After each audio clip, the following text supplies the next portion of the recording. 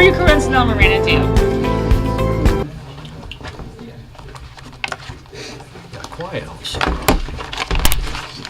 Did the gavel. Yeah, that usually works. Yeah. Good evening, everyone. I'd like to welcome you to our regular board meeting of May 15th, 2018. At this time, I'd ask you to turn your cell phones to silent, please, if you could do that. And also would like to stand for the Pledge of Allegiance, please. I pledge allegiance to the flag of the United States of America and to the republic for which it stands, one nation, under God, indivisible, with liberty and justice for all. Thank you. Mr. Clerk, can you do roll call, please? Liz Smith, Here. Andrea Voorhees, Present. Mike Paul, Here? Scott Ruggles is absent, Mr. Roman, Here. Mr. Lilly is here, Mr. Cole. Here. And looking for approval of the agenda. Mr. Clerk, any comment on that? Mr. Supervisor, a couple items. There's a new list of bills dated 5/15/18 that is on the board table. Mr. Roman said come to me earlier today, and there was several corrections that were made in the minutes, and those corrected minutes are in front of you on the board table, as well as I believe everybody has got a letter from the Homeowners Association at Ivy Glen that will be part of item 10J. Thank you. Is that it? Yes, sir. Okay, I have, looking for a motion to approve the minutes as amended. Excuse me, the agenda, I'll be fine. I'll move to accept the agenda as amended. Thank you. A motion to move, just looking for support. Support. Motion, support, all in favor? Aye. Let's have it. Okay. Moving on to item 5, public comment. You'll have 3 minutes to state your case. Generally, if there's items that are on the agenda, I usually let people discuss at that point in time when that agenda item comes up, so you will not be without an opportunity to speak at that particular time during the meeting. So generally, I would state at this time that if there are any items that are not on the agenda, if anyone has anything they'd like to say. Very good. So much for public comment. Moving on to item 6, consent agenda. Mr. Clerk? The only question, if anybody has any questions, I'll make a motion to approve the consent agenda. So, Motion to approve. I'll support that. Support, motion and support. All in favor? Aye. Thank you very much. Item 7, the minutes. Approval of the minutes of regular board meeting April 17th, 2018. Mr. Supervisor? Yes, sir. I have 2 items, well, one item on the minutes of April 17th, page 5, under subsection B, second sentence down. It starts, which would be to advertise, solicit bids, and have a closed bid operation, and then not order those, but opened those. Oh, that's a And typo. then open those and select from the lowest bidder. So the word open needs to be instead of order. You got that, Amy? it's under B, Mike? Under B, second line under B.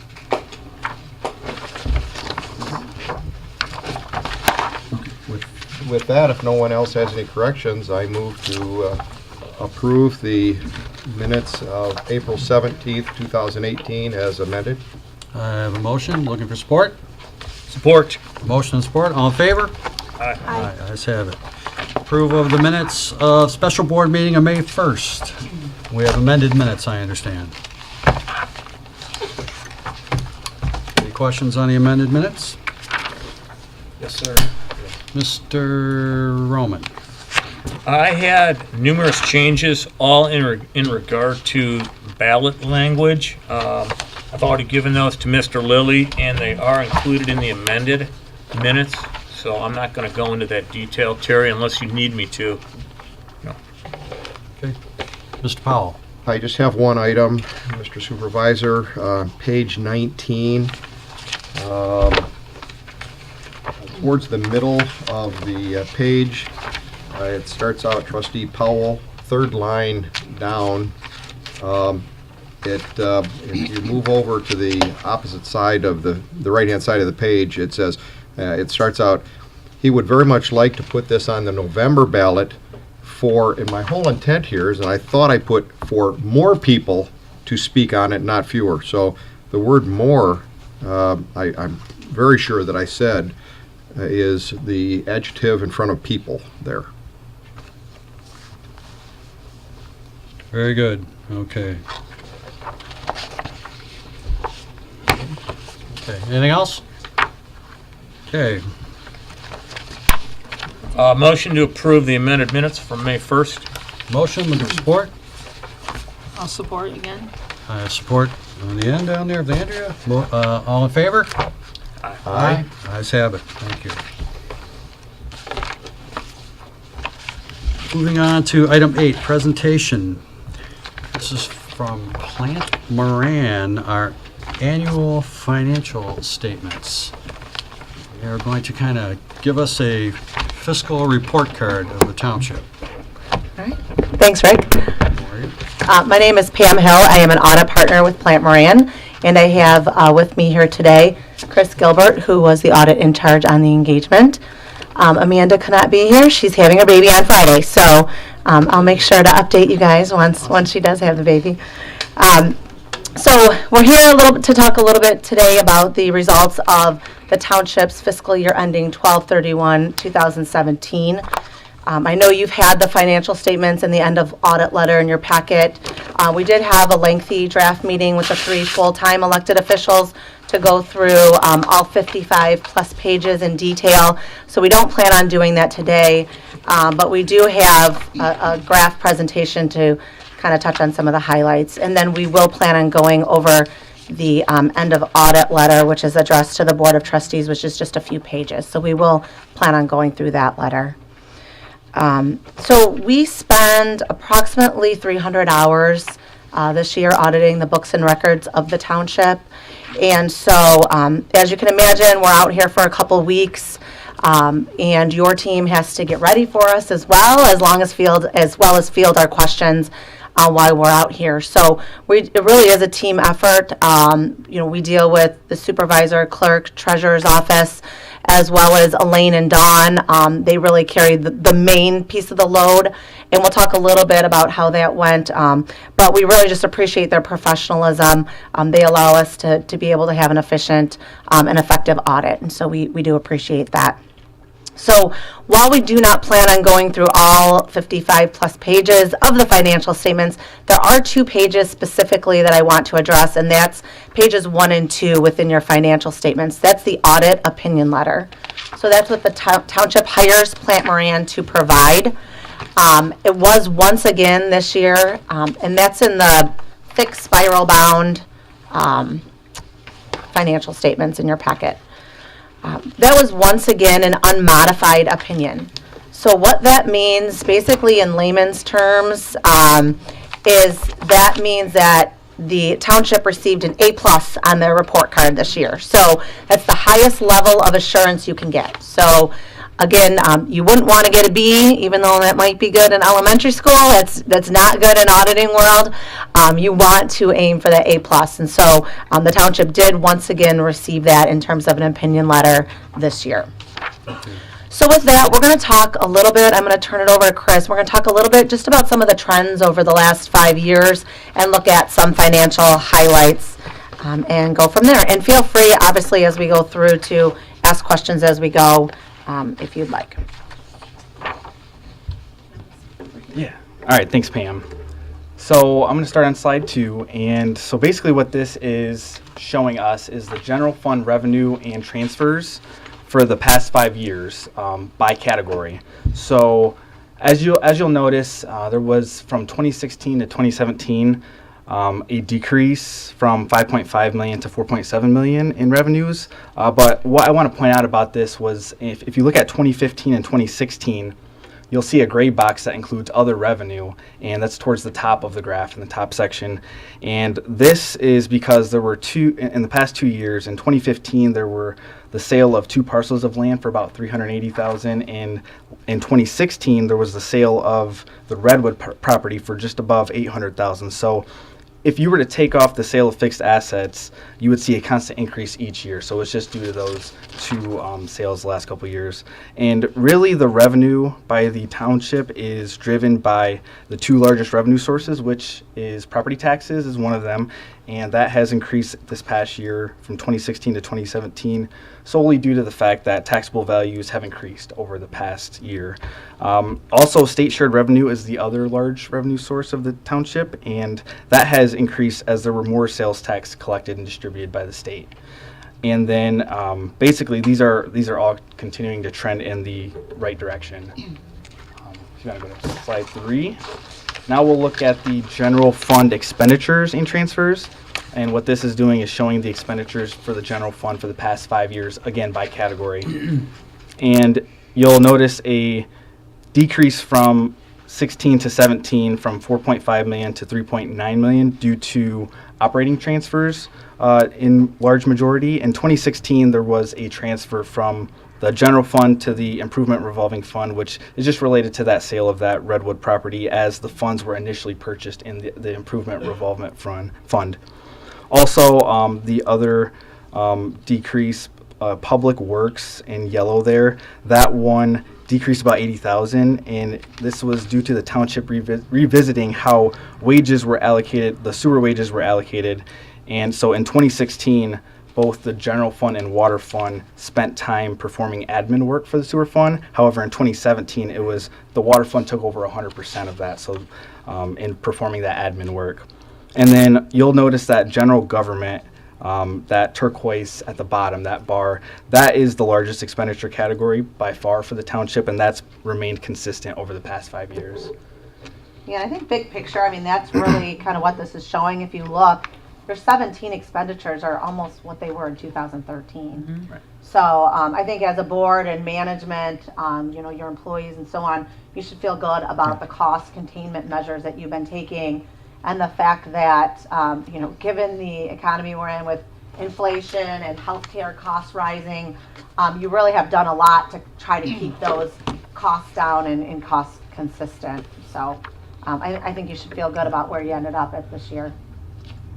So if we go to the next slide, this is again showing the general fund, but it's a comparison between unassigned fund balance to expenditures, and this is not including transfers, just expenditures. So again, this is showing unassigned fund balance. So first of all, if you look at the blue bar, that's the annual expenditures, and you'll notice that if you exclude the transfers, this has been relatively consistent over the last 5 years. And what I want to point out is, like I said, the orange bar is the unassigned fund balance. In total, fund balance in the general fund has increased since last year, 755,000. So unassigned fund balance in orange has, the reason you'll see it decreasing in the past few years is really because the township has more strategically earmarked and set aside funds for township purposes for capital projects, road improvements, OPEB contribution, and things of that nature. And it also, if you look at the graph at the far right, you'll see 2017, that 35%, what that really is that unassigned fund balance as a percentage of annual expenditures. And really a good way to look at and think about that is that the township could go a little over 4 months and pay their bills as they become due without generating any revenue. So being a smaller community, so typically, the state always kind of says, the minimum is 15 to 20%. For smaller communities, that minimum is usually right around 25 to 30%, because 35% of 4 million is Right. a lot less than 35% of 50 million, right? So, so I think you're positioned well. And Mike has a good point. At first when I looked at this graph, I thought, wow, why does that number keep going down? But it's actually a good thing, because what this really shows is that management has a better plan for fund balance. So back in 2013, there was, 2.7 million sitting there, which 85% is a very healthy fund balance.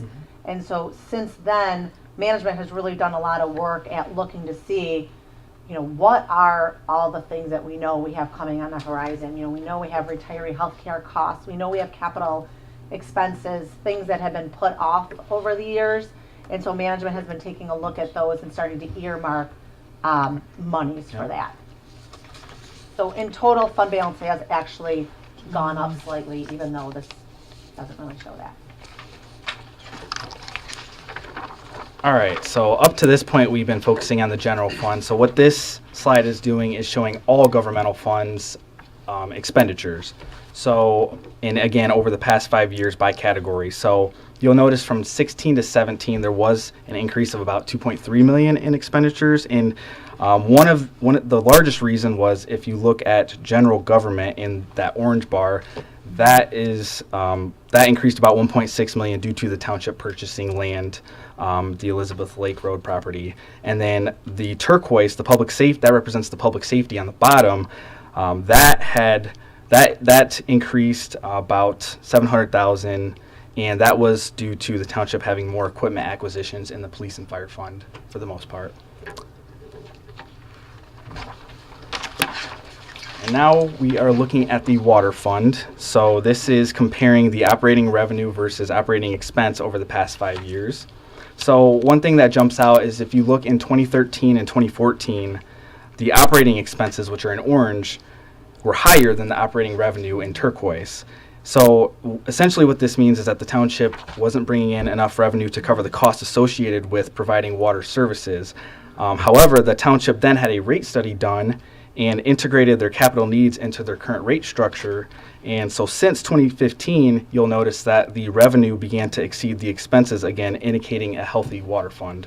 So this is a healthy water fund, and basically as the infrastructure continues to age, the township will continue to anticipate their capital needs and build those rates into consideration.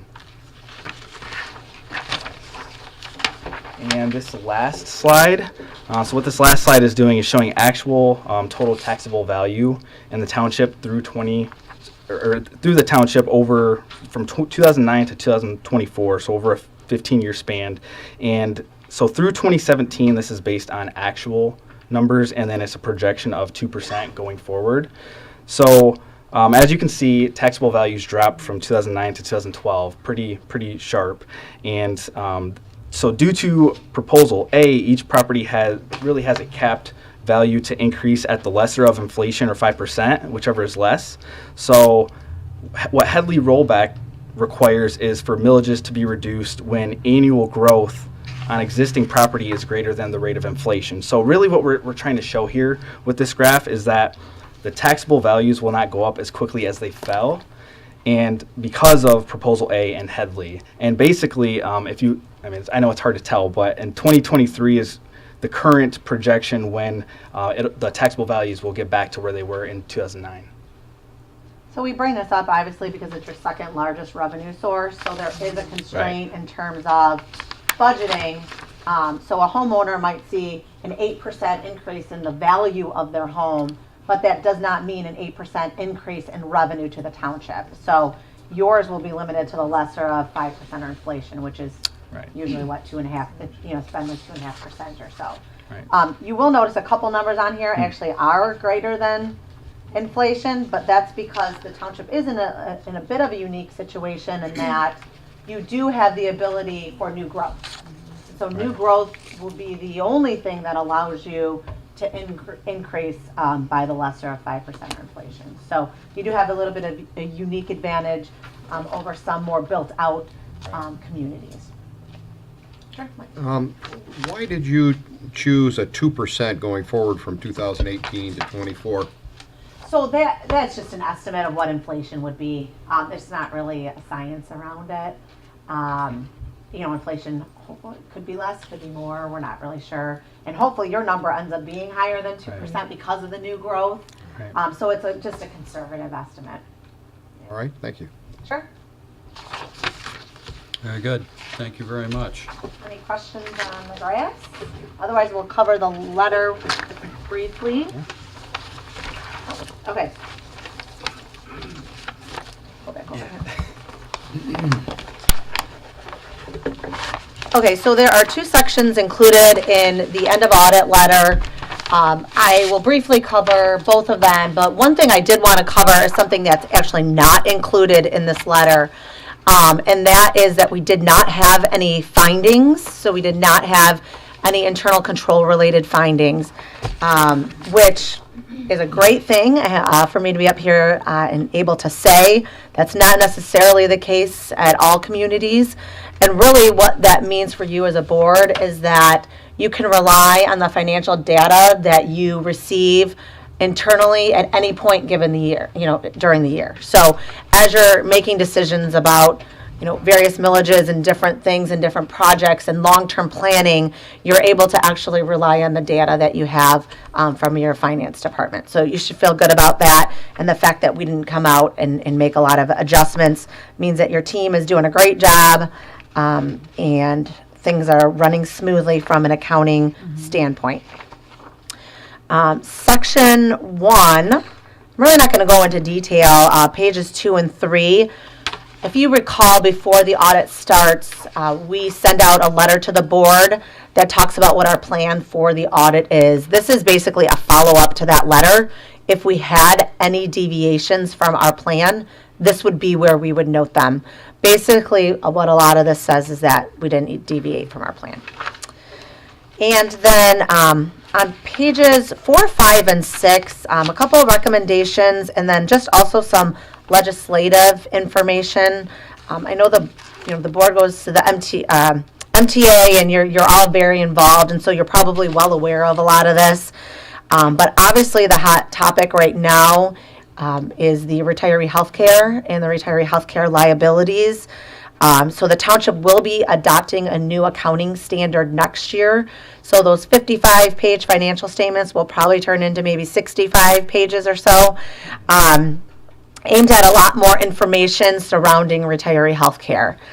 And there, on page 5, going over on to page 6, there were actually 2 new public acts related to pension and retiree health care that were passed within the last year and a half. So that's PA 530 of 2016 and then PA 202 of 2017.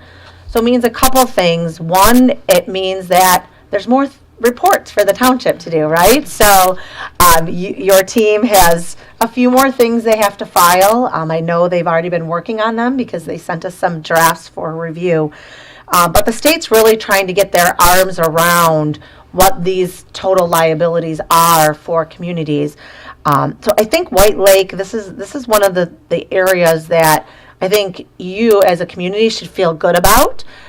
You do not have any long-term legacy costs related to pension, which is unique. And your OPEB liability, so your retiree health care liability, you have already started to pre-fund that, which there are a handful of communities that have done that, but it would not be the norm. So I think your liability is right around maybe $2 million, which seems like a large number. But in terms of kind of the rest of the state, really the rest of the country in terms of liabilities, you've really positioned yourself well. So when you look at your long-term liabilities, they are very minimal. And really what that will allow you to do is to spend more time looking out to the future and what you can do and less time worrying about how you're going to pay for all the stuff that you promised in the past. So that really uniquely situates you to really be able to look forward, and not all governmental entities are in the same boat. So if I'm the board and management and really the union groups, I would feel really good about where that positions the township and where you're at in terms of that. So that's all that we had planned to cover, but we're happy to take any questions that anyone may have. Any of the board members have a question? I just want to thank both you guys for a great presentation. Thank you. Thanks. Very good, thank you. I would like to thank you for the presentation. I would also like to thank you for all the times that you had here. in the hall that we were, going back and forth with information, Yep. different things. And I think we might have one or two questions out here in the audience. Pigeonado, 8771 Townsend Drive. The question I got is, there's a slide, and this is a very nice report, by the way, thank you, for the White Lake Water Fund, but why isn't there one for the sewer fund? Don't we have to, why isn't there some for sewer? So it is included in the slide that shows all governmental funds. So that would be on slide 5. So it's not specifically broken out on slide 5, but it is included in slide 5. In all, not that you probably want to know this, but me as the, being what I do, I frequently go to the state of Michigan's website out on Treasury's website. You can look up any community in the entire state of Michigan's financial statements back like 10 to 15 years. So if you're really interested, it's the michigan.gov/treasury. Okay, thank you. Yep.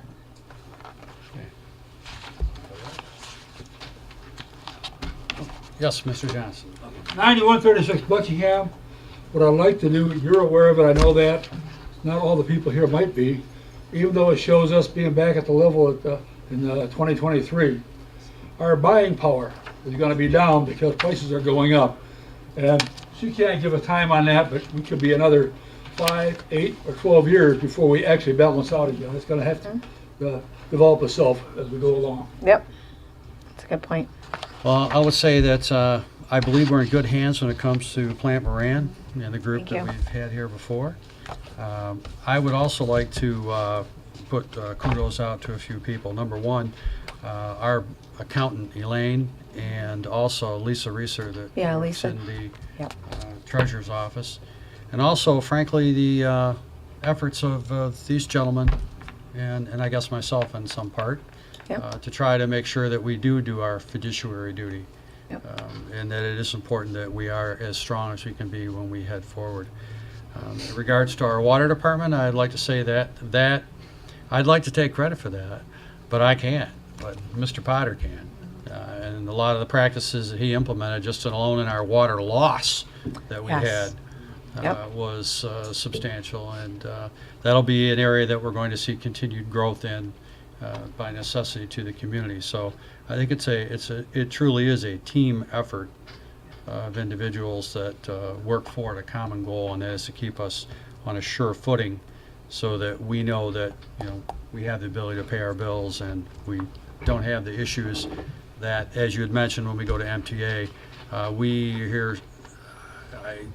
I heard I was sitting in a utility improvement class, and this gentleman, I think you were in the same one with me, was talking about how you're supposed to have your fund, a couple of your different funds and your programs in place and different things in motion that our SAW grant, I mean, not our, the different program, what's the water, I'm trying to think of State it. revolving. Water asset management, thank you. I couldn't get it out. The water asset management plan in place, and there was a group way in the back, and they're like, What's that? we are, we're supposed to, and I could see the faces on the individuals within the immediate circle of me going, oh my God.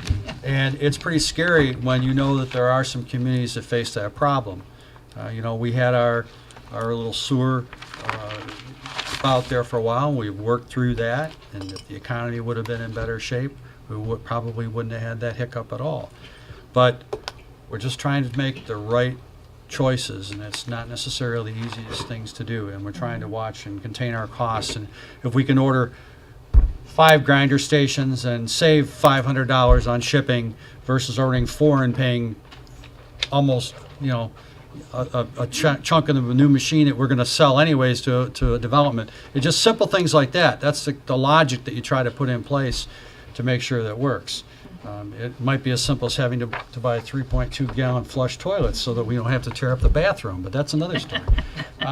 So all these little things make an effort as to the group as a whole, and I will say that it is definitely a team effort. So Yes. I thank you so much Thank for you. being here, so much for your report, and this information is public information and is available for the public to review at any given time. Yep. So thank you.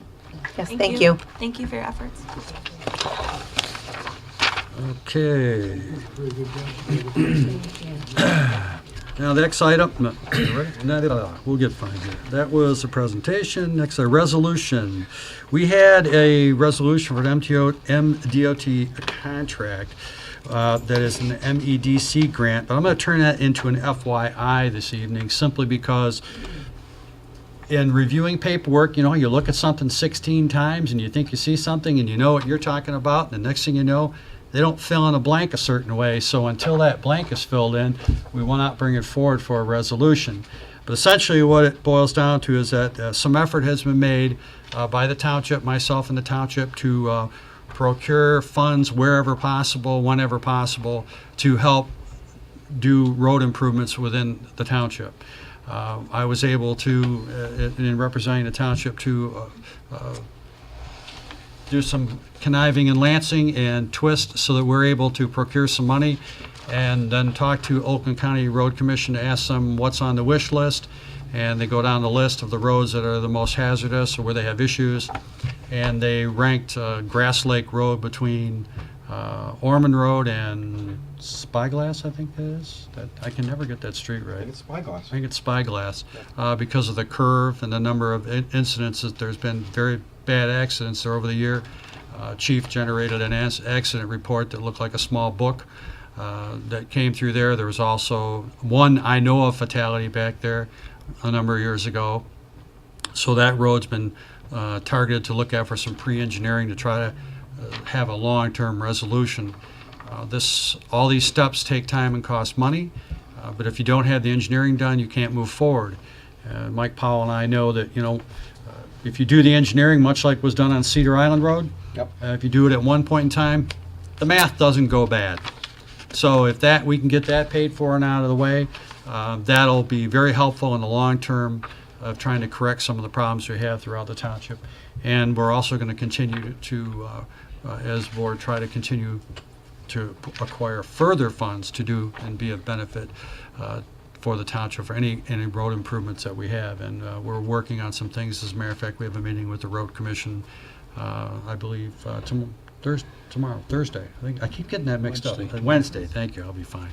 We have a meeting with them to discuss some of the areas that we'd like to work cooperatively with them. Even though the roads in the township are not necessarily our responsibility, I think each and every one of you who drives on one of these roads and gets their car pounded to death realizes that they are important. So we are trying to be in a position to be proactive, and that is that we will like to seek a partnership with the road commission to do some joint repair work areas. So if we put some money forth, they will find us a little more attractive community to come into, instead of being the one that goes out there and says, hey, you have to do this for us, you have to do that. We'll be the squeaky wheel, but we'll have to put a little grease down to get some more grease to come back to us. But I think that'll be a benefit to all the community. And we'll start to have some of these areas targeted hopefully here in the near future. So at this time, this is just an FYI. I apologize to my colleagues, but there's a little bit of a snoof in the typo there. We'll get that squared away, and we'll get that back up here next month and move forward with that. Okay. The next item is 9B. It's a resolution number 18-013. It's a 2018 Oakland County net overtime agreement. Chief, did you want to comment on that off service or not for the public? Can. Please do.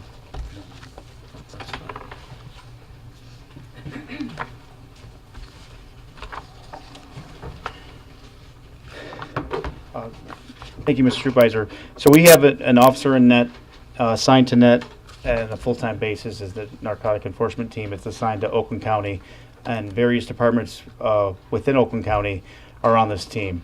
And they go around to ensure that the communities that they work in are safe regarding drug use, drug abuse, drug sales. And so what this grant is, it pays, it's a 2018 medical marijuana operation oversight grant, and it reimburses White Lake Township or the police department monies that our net officer goes out and runs cases on marijuana only. So any cases that he has that deal with marijuana. We just had a large one in the southwestern part of our township that netted hundreds of pounds of marijuana.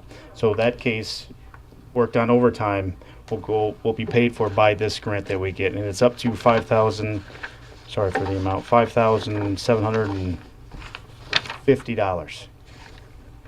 So it's a reimbursement from a grant that Oakland County got, and it trickles down into the communities that are involved in that. Very good. Thanks, Chief. Yes, Mr. Powell. If I could, thank you for that summary, Chief. I have a question for you, just a hypothetical. Let's just assume that this November the public is going to allow for recreational marijuana. What kind of difference in expenses and/or police operation will there need to be to kind of control that versus just the medical marijuana? Do you have any projections at all, any ideas to that? I don't want to speculate because we don't know what the law is going to be, and the guidelines that we're going to have. It would be mere speculation. Is my point. I don't want to say something that that I don't specifically know what it's going to be, because the law could be something that I may not think what it is. There's going to be guidelines, and if it does pass, it'll affect the net program to what effect it has on net. I'm not sure until we see what the law actually is. Okay, but if we dedicate one officer to just the medical marijuana, we can kind of assume that there's going to be more of a need if something like that goes through. So this is just a small grant that goes towards medical marijuana. The officers deal with heroin, cocaine, ecstasy, a myriad of other drugs. It's not. This grant is solely for marijuana and only. But this is a small amount of what the net officers deal with. They deal with a myriad of illegal substances. All right, thank you, Chief. Okay. Okay, thanks, Chief. I appreciate it. Any other board members have any questions? Okay, Mr. Roman. I'd like to make a motion to approve Resolution 18-013 to approve these grant funds. I have a motion. Look for support. I'll support. I have support by Ms. Smith. All in favor? Aye. Ayes have it. Thank you. Thank you, Mr. Supervisor. Thanks, Chief. Appreciate that. 10A. This is a 2018 OPEB employer contribution. Just coincidentally that you heard our auditor talk about that. This is something that when I was first a trustee, I had no idea what this was, and then it was explained to me, and then I saw numbers that scared the hell out of me. And Mr. Lilly and Mr. Roman said, hey, we need to work on this, and Mr. Baroni was there, and we all started moving forward, and at that point in time, started to put that little bit away. And that is what is keeping us ahead of the devil, so to speak. So, Mr. Roman, I will turn this over to you. Okay, yeah, so this is something that we had budgeted for this year. We had budgeted the same amount as last year, which was $777,500. And the memo 10A shows the breakdown of the different funds that we're asking to contribute to the township's OPEB liability, which are other post-employment benefits, basically retiree health care. So we went ahead and budgeted for this. In order to actually transfer the funds, I'm asking the board to approve my request to transfer these.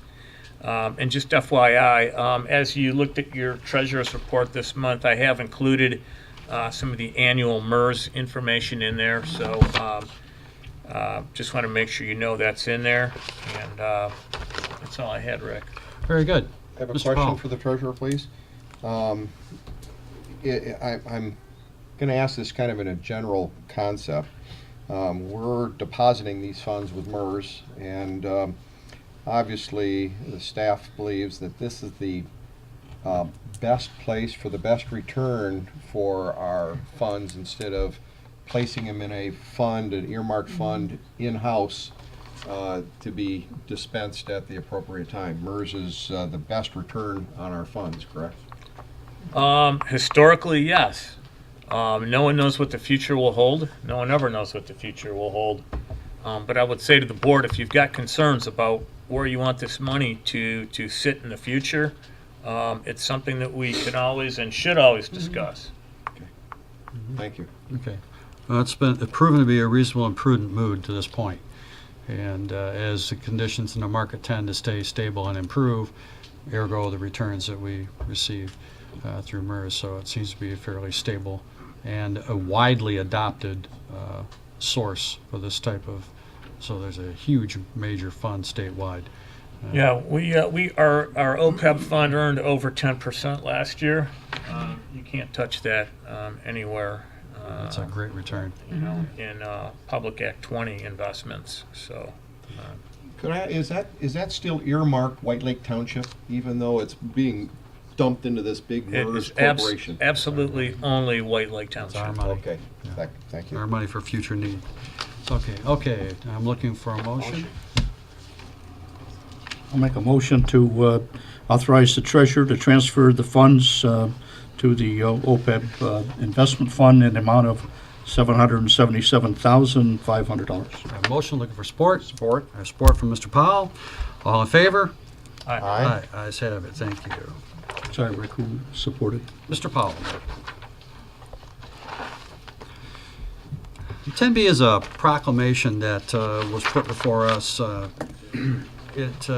Basically, they would like White Lake Township to motion and adopt that we would note that declare the first Friday in June to be National Gun Violence Awareness Day.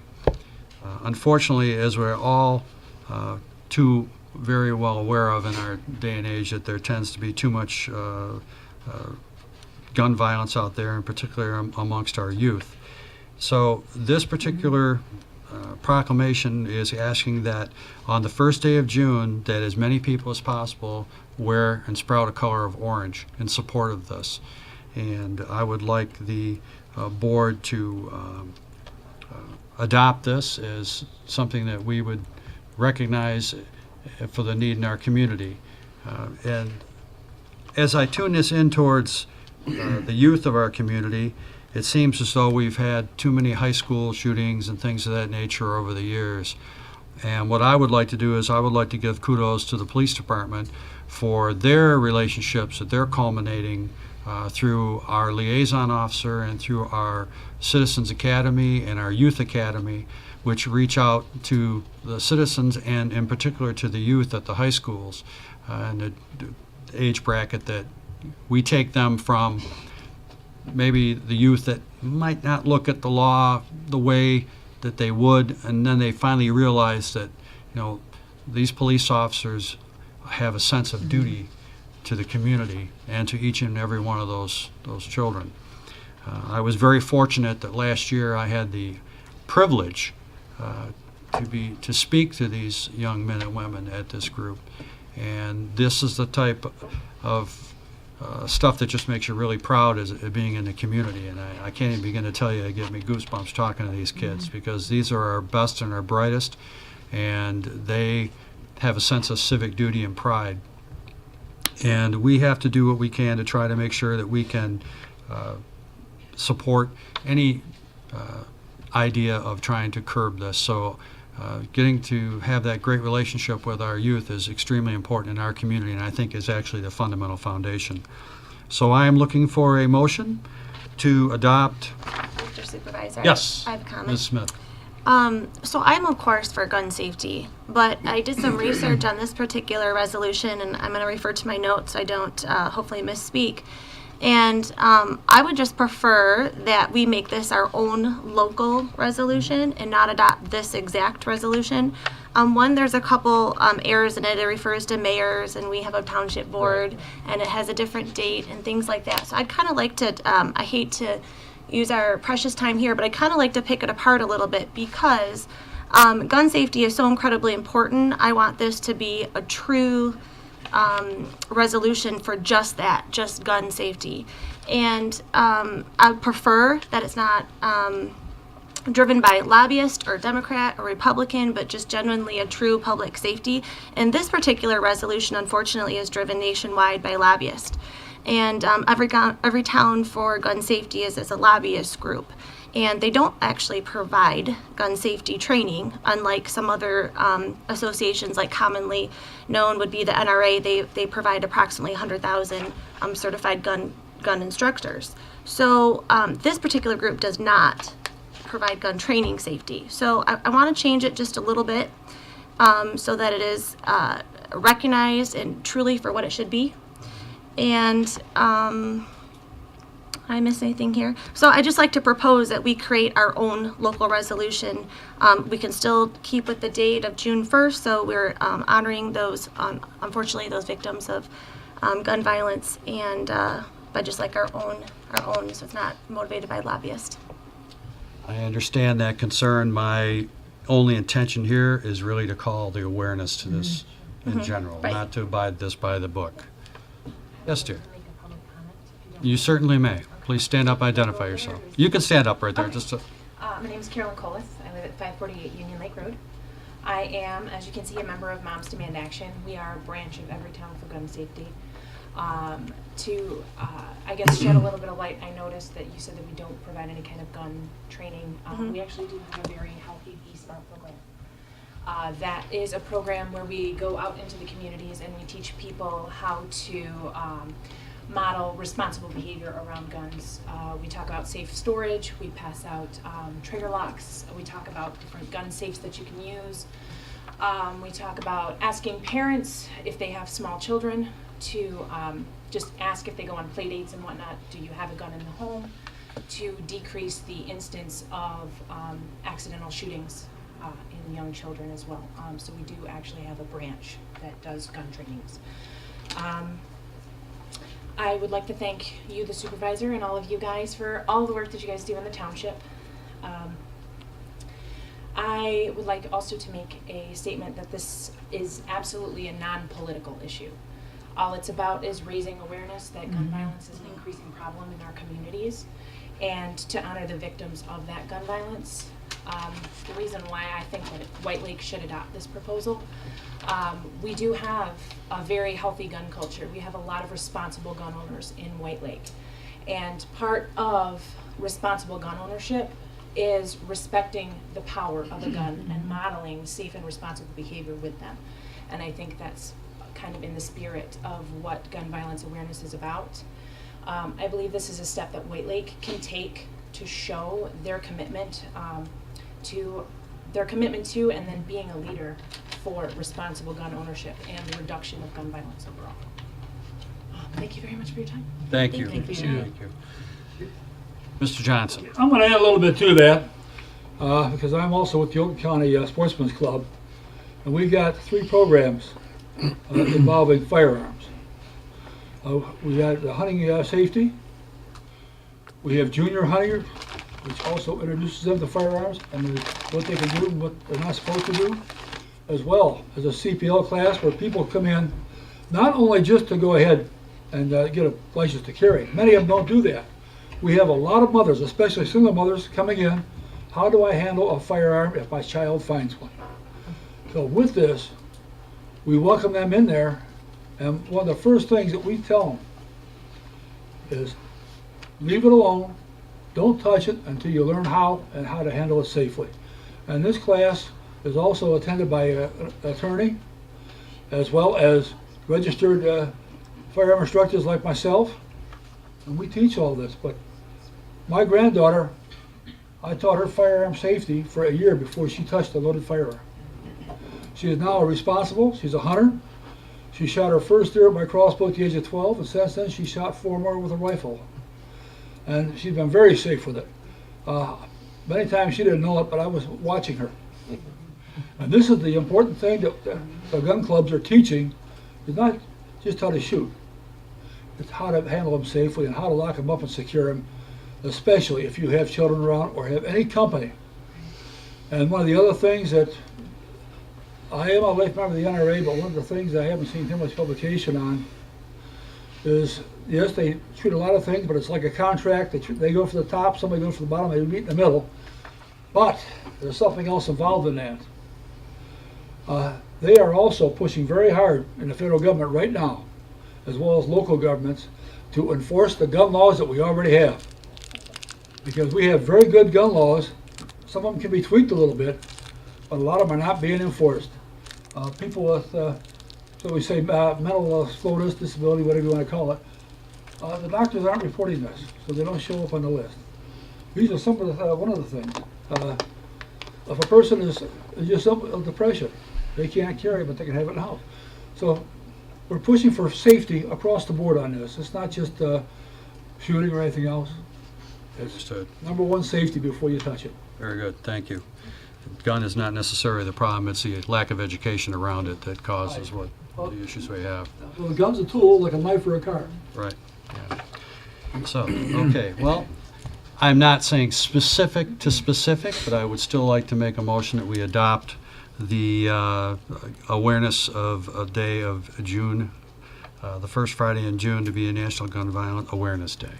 So I'm looking for a motion to support that. I'd support that. I have no problem with the resolution. I just want to tweak it to make it our own, Understand. because the wording in here is not quite Correct. not quite right for us. Correct. So, Yeah. kind of a generic. Mhm. So I have motion, looking for support. I'll support that. Support, all in favor? Didn't I just support it? I think I just Oh, supported I it. Didn't I? made it. no, Yeah, you I the made it. motion. Yeah, she supported it, okay. Got me confused here. Sorry.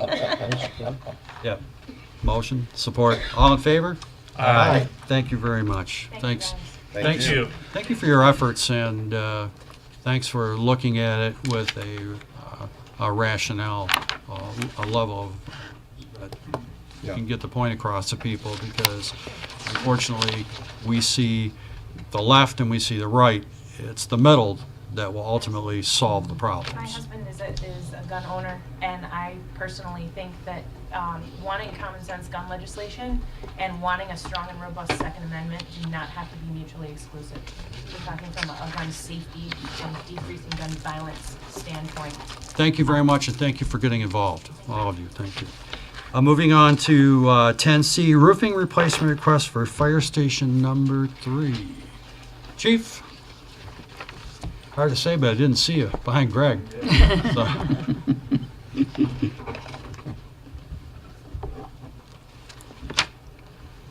Okay, thank you Supervisor and Board. I'm in front of you tonight to come with you with this request to have the shingles replaced at Fire Station 3, located on Orman Road. As my letter, outlines and explains, the roof has been deteriorating over a number of years. This has been in our kind of master plan of taking care of some maintenance issues at the various fire stations. And last year we did station number 2. We took care of that roof, and now this year in the plan was to go ahead and replace the roofing at the shingles at station 3. So we went out for quotes. These were things I discussed with the supervisor. We're bringing back to the board the 3 quotes, and I'm recommending we go with the low quote, which also did an outstanding job at Station 2 last year. That would be City Roofing, with their quote of $7,600 for that roof. If you look at, I gave you some of the details, the 40-year architectural dimensional shingles, covered with a 10-year warranty on workmanship. Very good. I know that I've been out there. Number 3 is in need of a new roof. I know that some of the trees were trimmed back. I also know some of the other trees were just recently cut in that area. The job that they did on 2 looks very nice. They did a nice job. It's a good quality job. And their price is competitive. And any board members have any questions on this work? Yes, Mr. Paul. I don't know how you put out the RFP and you procured the low bids, but I do want to thank you and I think compliment you on how you presented this. You have 3 bids, and I want to thank you for the presentation. Oh, you're welcome. I appreciate that. Also, last time the clerk, Mr. Lilly, had inspected the type of shingles that this company uses. He had asked for a sample, and having experience in the building trades, he was able to examine that, and it's a similar type that they're going to be using on Station 3. Good. Good, okay. Mr. Lilly? I'd like to make a motion to support the chief's recommendation of city roofing in the amount of $7,600. Do want it to be noted that they be required to obtain a permit for inspection purposes, and also that the building official pay particular attention to the required amount of roof venting that would be required to properly ventilate that ceiling area. I have motion, looking for support. Support that. Motion, support, all in favor? Aye. Thank you, Chief. Chief, Thank you thanks a very lot. much. I Good appreciate job. that. Thank you. Item 10D, fireworks permit, I beg your pardon, fireworks inspection, whoop. Andrea supported it. Fireworks inspection or / permit for White Lake Township. Mr. Lilly? I'll make a motion to approve the fireworks permit for White Lake Citizens League to be scheduled for June 30th. There he is. Gotta start writing these dates down, so. Yep, as a member of the White Lake Citizens League, I'd like to make the motion, or I'd like to support that. This is a great firework thing that we put on. It's like a 30-minute. That's a great display. It's Yeah. good. Good, motion and support, all in favor? Aye. Let's have it. Okay, moving on to our second request for a fireworks permit, which would be for Cedar Island Lake, 10E. Mr. Lilly? I'll make a motion that we approve the fireworks permit for the Cedar Island Homeowners Association, scheduled for June 29th, 2018. I'll second that. I'll support. Support? Motion and support, all in favor? Aye. Ayes have it, thank you very much. So it's a summer is coming, okay. It'll be item 10F, Planning Department request to purchase laptop computers. Does it mean that we make them out of the Stone Age? Well, we've begun the process of evolution. Back in 2015, as you recall, we purchased Surface Pro tablets for use by the Planning Commission and ZBA, and for the last almost 3 years now we've been doing so. But both the Planning Commission and ZBA don't find them adequate due to they're not terribly user-friendly in that format, and the size of them for viewing purposes is fairly small. And so I am requesting that we replace them with laptop computers. Actually, it's significantly less per unit cost compared to the Surface Pros, which we would, I guess, repurpose and distribute to the departments, because there are many departments that do use them now for various applications, and so we'd want to continue to use them as opposed to just disposing of them. So our IT provider, IT Right, got 3 quotes, and they're included in your packet. And they're really focused on the mid options, which was their recommended avenue, and you'll see on line, they have them itemized by line, but line 5, 6, and 7 call out the HP, Lenovo, and Dell laptops in the mid-range. I also had them price out a basic option just so you could compare, and then a more advanced option. Their recommendation was that we go with the HP 7th generation, and that unit cost is $825. That includes their delivery and setup. They feel it's a 4 to 5 year solution. They did say that the basic option, which is on line 10, the HP 6th generation, which is a unit cost of $550 a piece, would be adequate, but they thought it would be more of a 3 or 4 year solution. So I quite honestly am comfortable with either, but I'm not the tech guy, so I asked them what they had thought. So I would like to add a wireless mouse to each of these laptops for ease of use. And rather than relying on our wireless network, which is generally reliable, I would like to have IT drops at all of these stations. There's power underneath the dais, so we can plug them all in and not leave cords hanging across the front. And then also have these plugged in, right into a hardwire line, rather than relying on our wireless, which causes very few problems, but it should be faster and more reliable, I think. And the cost for those 11 drops, 10 up there and 1 out here for someone who would be sitting at this table, would be $1,697 in total. And that would be Challenger is the provider that IT Right uses for install, not only here, but at all of their other clients. And I thought that seemed pretty reasonable. So the total cost for all of the things I've mentioned at the recommended mid-option level is $10,147.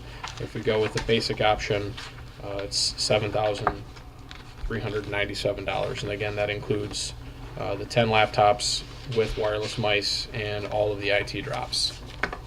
Okay, so we got $73.97 for the basic option. Basic option, or $10,147 for the mid-range. Little mid-range, a little longer use. Now these units that we're talking about not only can be used for the planning commission, but hopefully we can get them so that we can stop killing trees at the rate that we've been doing here for years. Sure. ZBA and Planning Commission have been using them since late 2015, and I think they enjoy using them. It allows us to put the packets online, so everyone has access to them, so we're not producing paper packets for the public. We can just direct them to our website. Obviously, sensitive or personal information or confidential information in the board's case could be redacted or would be redacted from the online packet, but it's pretty neat, and I think the public enjoys the ability to just click right. a couple mouse clicks or. And it is the intention of the township to try to have as much transparency as possible, and as the evolution of technology allows us to go in that direction, this will allow us to head more so in that direction, because it's just going to make it easier all the way around for anyone that wants to look at the agenda or items on the agenda, and or individuals that need to just go back and take a look at their notes maybe a couple days before the meeting or whatever the case is. It'll be almost take it with you anywhere instead of having to grab a huge packet of stuff with you. Right. So, actually, in our next case, which is the rezoning, I will go to the Planning Commission packet and navigate through the information so you can see how that works. That just happens to be next as opposed to preceding this question on the agenda, but very good. It's pretty convenient. Any questions from the board? This does not allow this board to go paperless yet, though. Yes. Sure. This board can go paperless at any time. It's a decision of this board. They could have done it Right, in but 15. but these laptops and tablets will not be. They'll be dispersed in-house to our No, employees. we'll keep them on a cart. They're here strictly. We could use them So at the board meeting. all the tablets. If we Oh, need- gotcha. That's part of the move to Okay. go paperless. Is this particular product? The first level that we had was, I think, a little bit of a learning curve, and it was suffice, but I believe that this is a much better product. And the simple fact, these have almost a 15-inch screen? Oh no, gosh, Sean and I have talked a million times Yeah. So- how we need to Because the other one get was up there in just technology. was So too I'm- small. I just wanted I didn't catch the part that they'd be available like on a cart for anyone to go grab. I thought you were going to kind of assign them. No, the way we do it now is they're just on a cart in my office, Perfect. and they'll just be stored wherever wherever we want to keep them, and they'll be used and set up ahead of the Available for meetings. everybody. And they're just set up like for PC and ZBA meetings. We just come in and in the afternoon set everything up with the board setup or the planning commissioner ZBA setup, and they're logged in and ready to go. So when they start the meeting, the computer's there and ready to go. So there's nothing you need to do, but That would be the intent of ultimately to get us up to speed. We obviously have a hard pack here, for reference, but right. it would definitely be the area of technology I would like to go in. Yes, Mr. Roman. I would just ask the board to consider the 6th generation, which is the less expensive unit. My son with his video games would probably tell me I'm making a bad decision, but for what we use these computers for, I don't think we're ever going to notice the difference between a 6th or 7th generation processor, 4 gigabytes, wow. Versus 8. Versus 8. I mean, again, for what we're using this for, that should be plenty of horsepower, plenty of storage. And I have no objection. I'm just passing along the recommendation, so I'm fine either way. Yeah, and as quick as technology changes, you guys. Yeah. We're gonna get a comment from the young and technologically savvy. Yeah, Alexis, 532 Concord Drive. I was wondering if that quote includes like like antivirus, if it includes any type of like crypto locker, any type of security for all of your. They load. I believe they load all of that on all of our computers. So whatever the I don't know what they call our. What do you call it? Barracuda. Barracuda. Yeah. Yeah. And I'd also like to make a personal recommendation that I agree with Mike Roman that the lower generation will absolutely be sufficient for your needs, and I'd highly recommend Lenovo as the brand for reliability. Thank you. Well, there you go. I'll take that as support. There you go. Well, community involvement again. Yes. So Mike should include in his motion the I didn't make a the motion, mouse Terry. as well as the other part of it. Okay. Yeah, I didn't make it a motion. I just Need all commented. three of those items in the motion.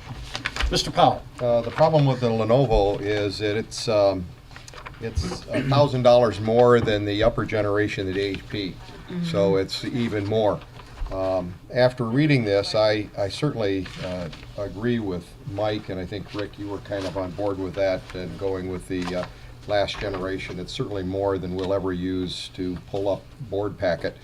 What I do, I'm on the ZBA, as you know, and I hate the tablet so much that I bring my own laptop because I can navigate through my own laptop much better than those tablets. And so I set the tablet aside and set mine up. And the other advantage I have is I download it at home, go through the entire agenda, have everything all set on the computer so that when I come back, it's right where I want it on my own laptop. And otherwise you come in and I'm going to suggest we get here early if we do this so that you can get in there, you know where everything is and you don't have to fumble through it during the meeting. But I'm in full support of this, and I'd like to see this, these, as soon as they come in, set up here in the Township Board the very next day. So I'm right with you, We'll Liz. start Let's playing. get started. We'll have a learning curve and maybe have a little bit of a workshop just to That would be do that, fantastic. so we don't get up here and look like a bunch of fumbling fools for the Well, first time That's kind of around. hard for us to do anyway. So, okay, Mr. Roman? Well, I'll make that a motion to purchase the 10 laptops with the 6th generation, along with the mouses and data lines, for a total not to exceed $7,400. Is that adequate, Mr. O'Neill? That is perfect. Thank you. I'll support that, Mr. Super. A motion and support, all in favor? Aye. Aye. Thank you very much. Awesome. Okay, moving in the right direction. About here. time.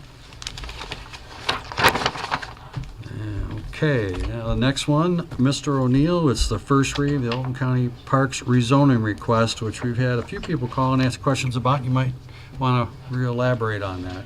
I will, thank you. This is the first reading of file number 18-004, which is the White Lake Oaks Golf Course rezoning. And when this loads up, I'll refer to it, I guess. When you come back to the meeting, we need to talk about a new projector. Yeah, we've got prices. The projector we'll be replacing very soon, too. They're far less expensive I than they can't used see to be. that from here at all. Do an HD and, yeah. It's horrible. That's outlived its useful life. It's probably 11 years old. So, so this is actually the Planning Commission agenda that's online. So I'm just going to back up and we'll do a demo. So this is the Township's website. I clicked on the April 19th PC agenda. So this is, I guess, what your agenda would potentially look like. So when I go into the White Lake Oaks rezoning file, and I will just say that this request is to go from ag and R1C single family residential to ROS recreation open space. And this is property that the county just purchased west of the golf course, and we'll get to a map in a second. So when I click on it, it goes to the PDF of the report, the application, and then the review. But go through the map here. Public hearing notice. So everything, all the documents that are relevant are scanned in under each kind of hyperlinked agenda item. So I don't know if you want to go through this all, it's just first reading, but basically the county parks acquired the Girl Scouts property off of M59, and this needs to be turned. Okay. Here's Williams Lake Road, here's M59. The Girl Scout property is right here. No, yes. In kind of this wooded area here. They purchased all of this area, which is mostly wetland, and they have already combined it to the golf course parcel, and they just want to rezone it to ROS, which is what the golf course is already zoned. So been lots of discussions about a water trail through this area of the township along the Huron River, and this would potentially open up opportunities to further that cause. I don't think in all of my years of doing this job I've ever seen a more straightforward, slam dunk, easy rezoning request. Nobody's upset.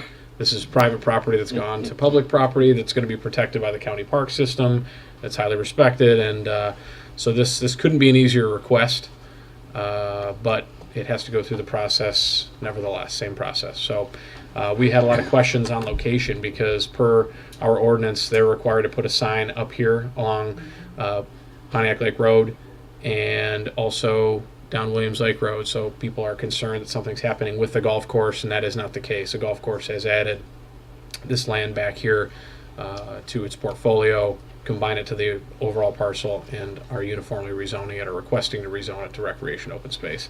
Planning Commission had several residents show up just to hear about it who were concerned about what might be happening.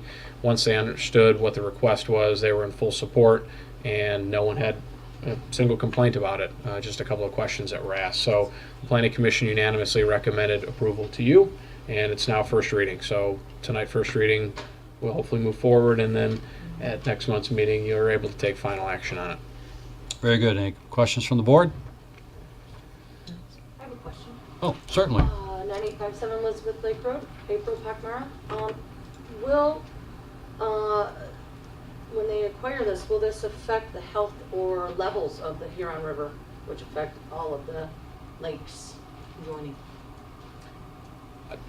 That's not a question I can answer. I haven't. They have told me that there's no plan to develop this land, so whatever runoff comes from the golf course to this land already would likely continue to do so. But I guess I can't specifically address, and I don't know if they're here tonight. I do not see them, but so I guess I can't say for certain. Follow up with you later. You can follow with me, and I'm sure the county would be happy to answer your question as well. And again, at second reading next month, I'll ask them to be here in the event that other questions come up. Anyone else? I just want to point out for the record that after the review, the recommendation is that this be approved not only by, the planning review includes that it's consistent with the township's master plan and it's compatible with the character of the surrounding areas after being evaluated from a planning perspective, in addition to the Planning Commission also recommending its rezoning. Very good. Thank you.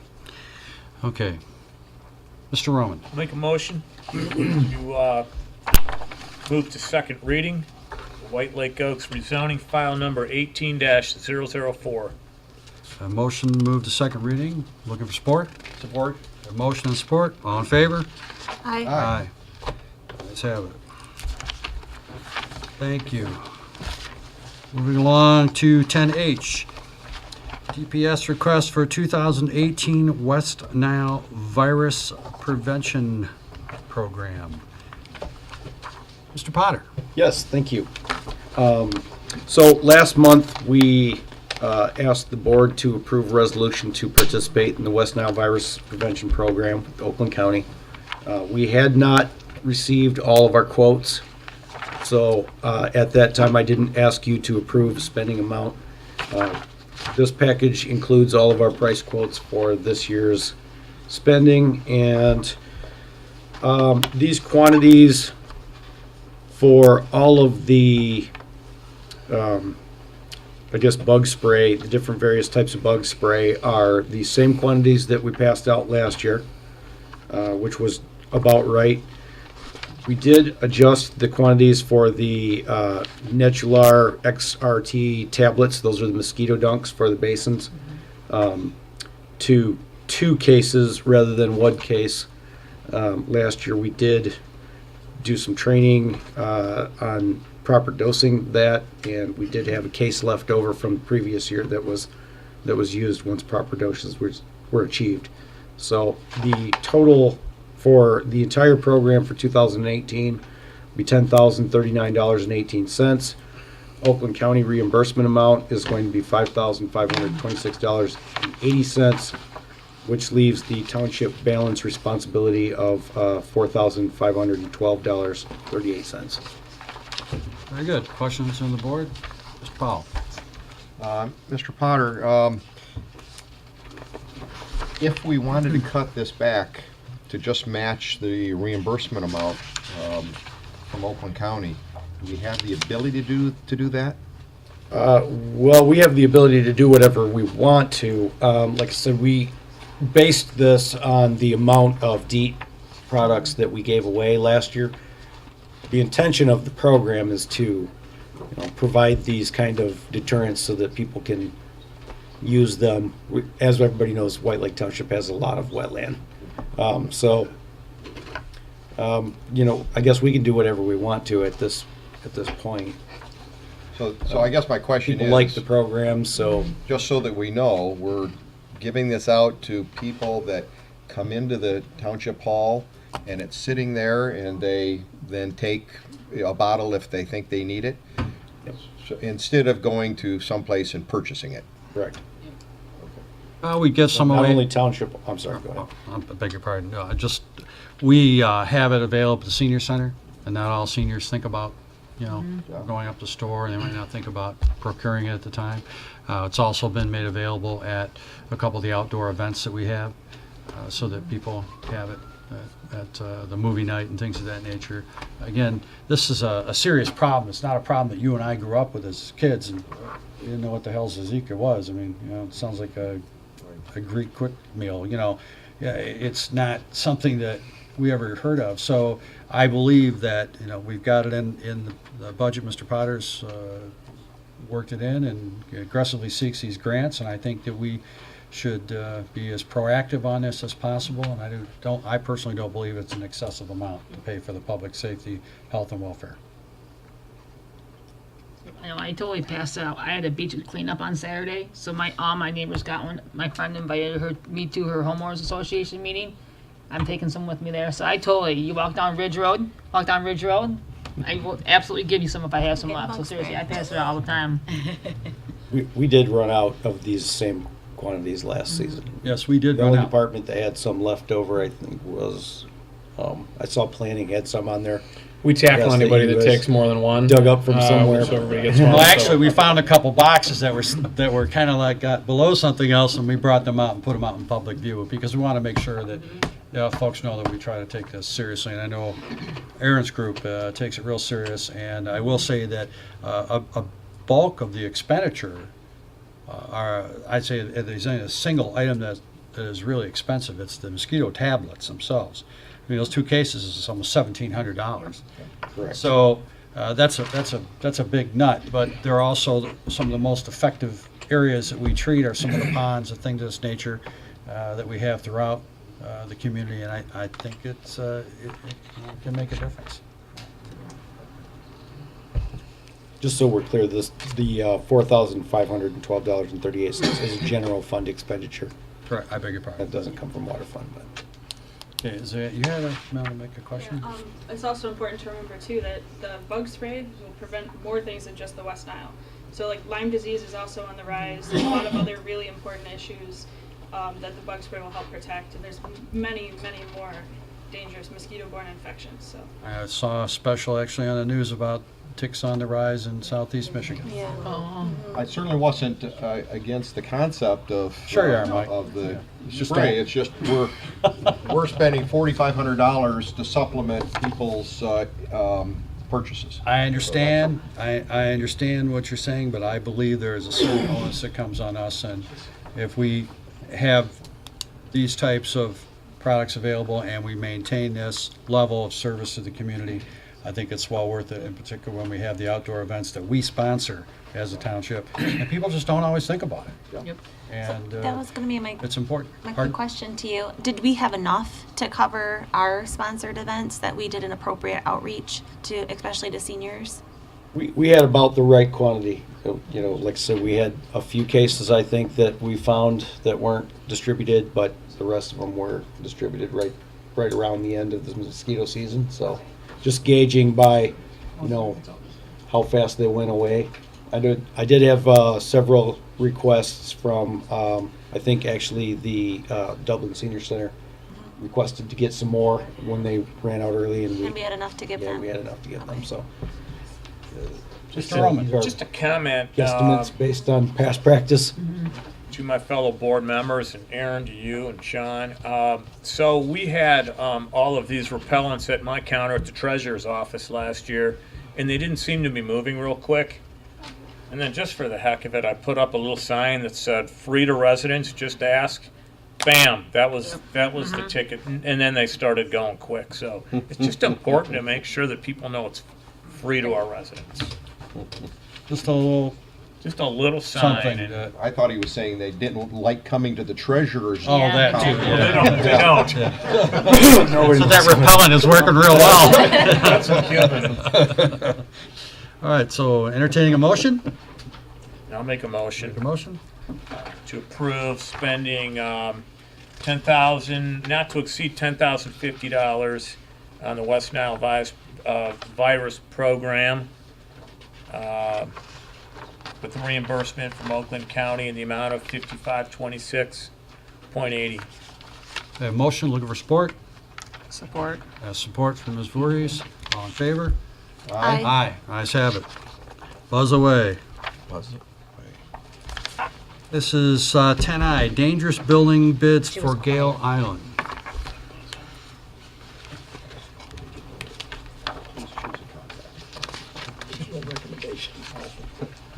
Reason Brent's not here? Good question, okay. All right, well, I guess I'll take this one by the horns. Okay, in the absence of our building official, I will tell you that we had multiple buildings that are located on Gale Island. For you of those who are not familiar with Gale Island, that is the island that has the houses on it that is out on Pontiac Lake. The homes that were out there were determined to be a safety hazard and went through a process that requires notification. And council went through this information for us and helped us in the process. And subsequently, notification's been given to those homeowners to remedy the situation, as these are hazardous buildings. I've personally visited the site, and if a few of these buildings caught fire, we would literally have a firestorm throughout that island. And they are in beyond deplorable condition. They are not fixer-uppers. I don't care what that couple does on TV, there's no fixing a couple of these up. Therefore, notices were put out, bids were sought, and we have bids that have been generated. Council, do you want to add anything to this? Well, I just want to clarify for the benefit of the board, I did not go through this process with Brent for these particular properties.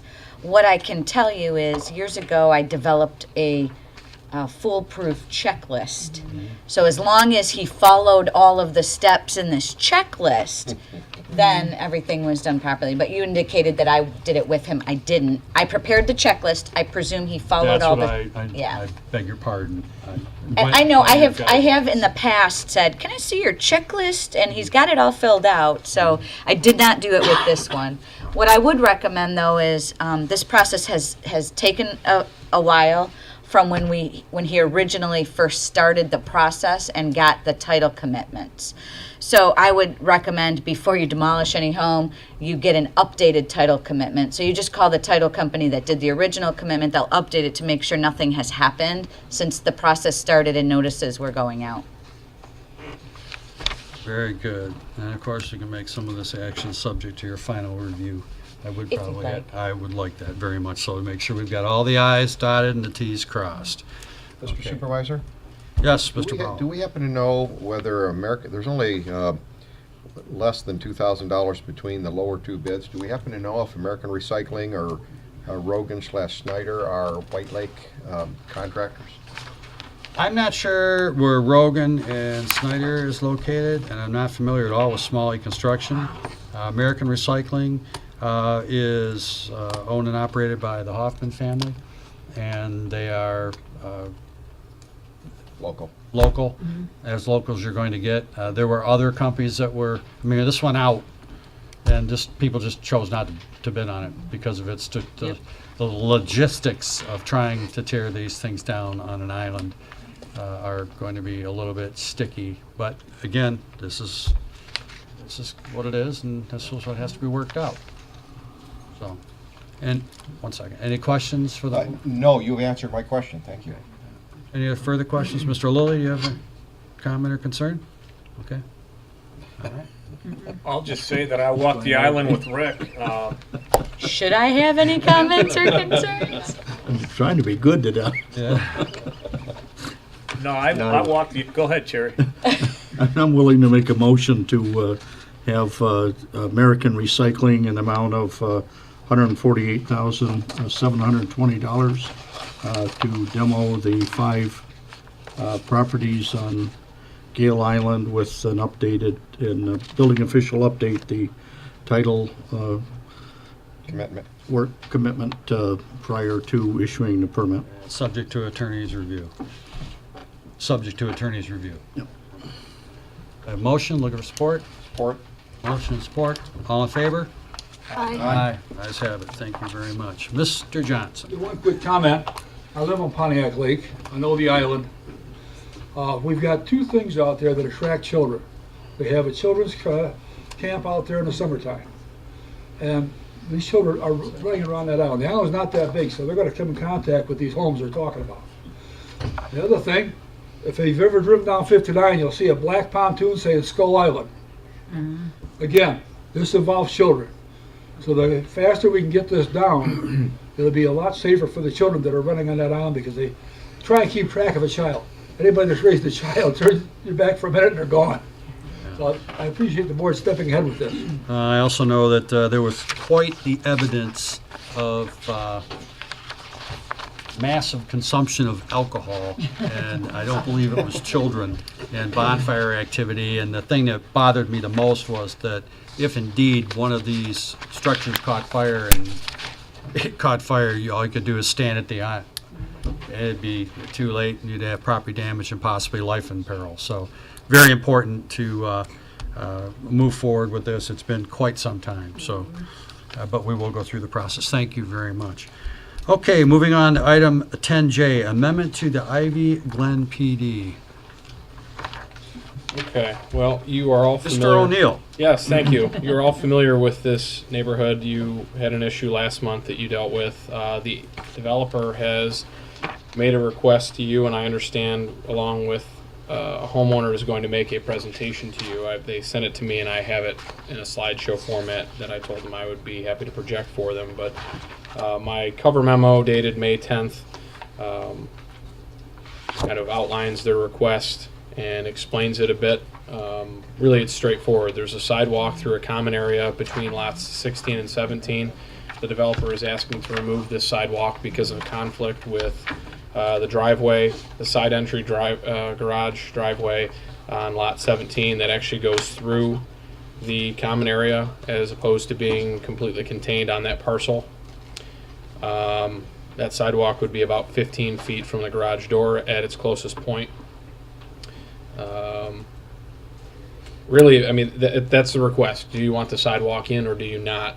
As opposed to discussing in depth the configuration, though if you'd like to, we can do that too.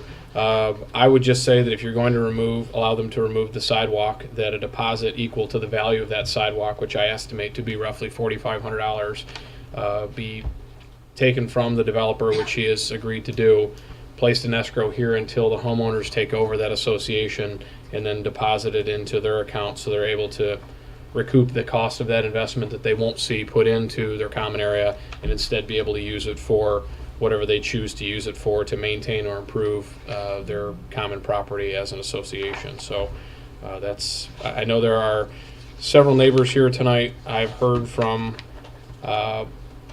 many of the neighbors. I think the issue is pretty split from the ones I've heard from, and the ones I've been told through emails or petitions feel a certain way. I think it's a pretty even split in this case. So this is certainly a hot button issue for the neighbors of Ivy Glen. So I will rest at this point, and if you have questions for me, I'll be happy to answer them. If not, I would ask the developer to begin his Do you have the, yes, Mr. Lilly? Go ahead. I didn't mean to interrupt. Do you said you had a presentation that you wanted? He sent me an email Okay. that one of the neighbors has put an email together, a slideshow together that will go along with this request. And I believe Mr. Pisecki, the developer, is here to address this, but also one of the neighbors who put the slideshow together that is going to present as well. I don't know if you guys want to take control of the mouse here, or you want me to move through it. You can go ahead All and right. do it. I think there's only 7 or 8 pages, so. Yeah, it's only basically what I thought I'd do. I'm Craig Pisecki, BPH Development, because Scott lives right next door to the sidewalk, and we also have the other homeowner, a possible homeowner on the other side here. It kind of impact them the most. So Scott put together this PowerPoint, so I thought I'd let him go ahead and explain it to him because it affects him the most. You know, as far as the developer goes, I'm thinking eliminating the sidewalks are the best options because we do have kind of a split as far as what people want and what they don't want. But it does affect these folks the most because it's right next to their house that leads to nowhere, you know. So that's why I kind of defer to Scott here, and he can go through his PowerPoint presentation, you know, and show you his concerns with it. Very good. Okay. Excellent. Hi, I'm Scott Smith. I'm at 8062 Ivy Glen Park Lane.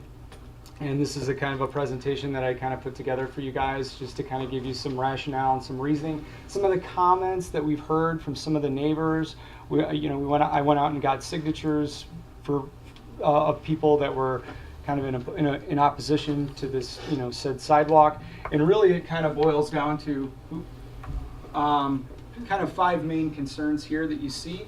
So you have, you know, first off, you have residents that are concerned with the intent of the sidewalk, like why are we even doing it in the first place? It dead ends to a guardrail. Second would be public safety and ergonomics. You know, I'll kind of show you based on some of the drawings that we looked at on why that's not really a good idea. Resident privacy, that was the other thing. I mean, obviously, like Tom and I would be impacted the most. And then also the privacy of our neighbors at Boca Vina. So that's the other thing. They're not really too hot on the idea of a sidewalk dead ending into their guardrail. And then obviously site layout issues, and then just kind of some general conclusions. So if you want to go to the next slide.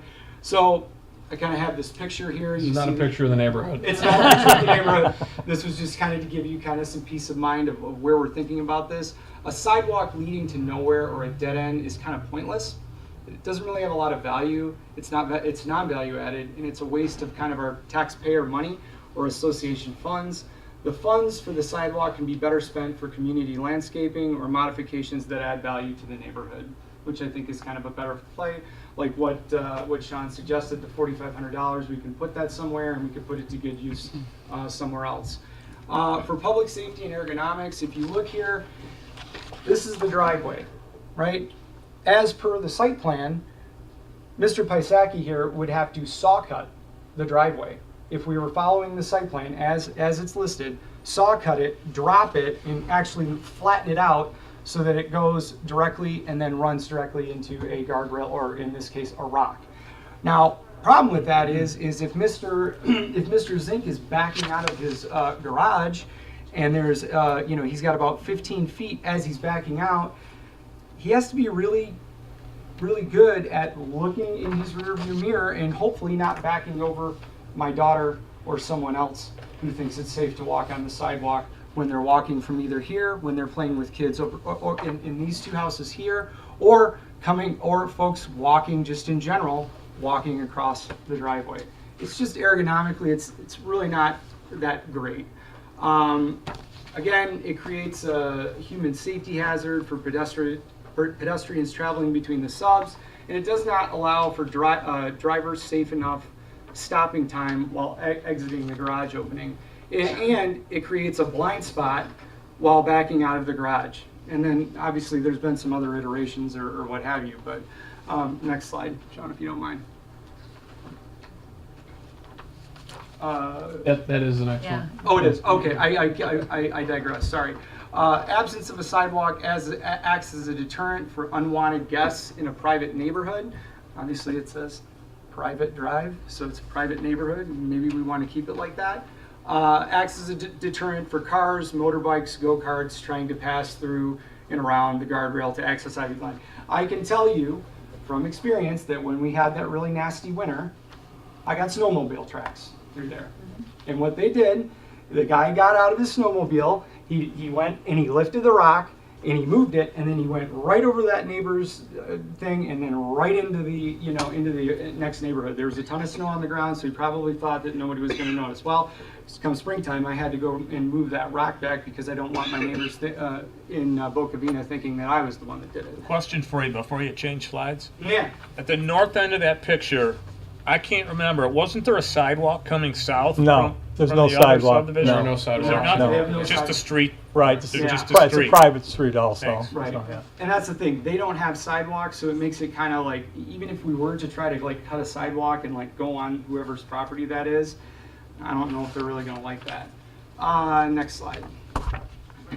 Resident privacy, difficulty adding and fitting a sidewalk into the site layout with lot 17 configuration and underground utility locations near lot 16. So if you look here on this stub street, there's about 5 foot between this stub and this and where Mr. Zink's proposed drive is.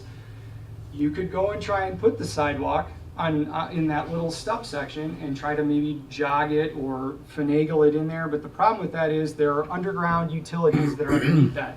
So if the water main breaks or whatever, and you guys have to go in there to get in there to fix it, well, guess what? You're going to break all that concrete, and then we, as association owners, we have to pay for it. Lucky us. So that was one of the reasons, that was my first proposal to Craig. I said, hey, Craig, can we just utilize this little stub street, maybe like jam it in there?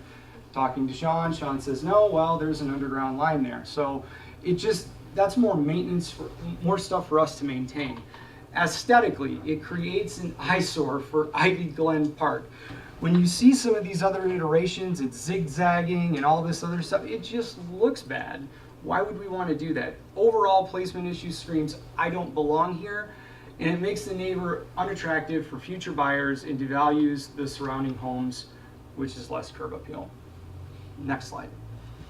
Here's some of the site layouts, some of the proposals that Mr. Pisacki put forth to myself, to Tom Zink, to others in the neighborhood. I think even you, Sean. Again, you see these zigzag, you're zigzagging it. You're trying to saw cut the end of the driveway to try to fit it in there. Maybe you're saw cutting a little bit of the driveway and then putting it over top the section where there's underground utilities. Let's just get rid of it and not omit it, because it doesn't fit.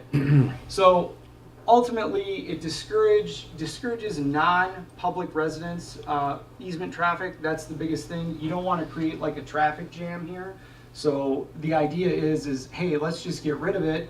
That way, when Mr. Zink backs out of his garage, he doesn't have to look here to see if a kid from behind us, they have golf carts now, a kid with a golf cart is coming through, or my daughter on her little Power Wheels thing is driving on the grass into his driveway, or somebody that's walking through here that's trying to cut through his driveway, or looking for somebody over here, whether it be saw cut or setting on the section that's not, that's got the underground utilities. He doesn't have to look for somebody when he's backing out. He can back out of his driveway and, go onto the street and go right along. And again, like I said, children can play with less fear of strangers cutting through the easement. I know I've seen people with ginormous pit bulls, no offense to anybody that has one, but cutting through the easement, and they're not from our neighborhood.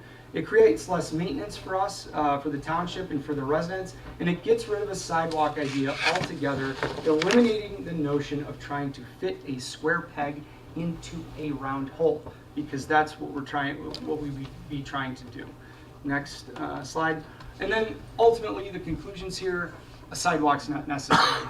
No sidewalk is safer than having one. This sidewalk is not aesthetically appealing.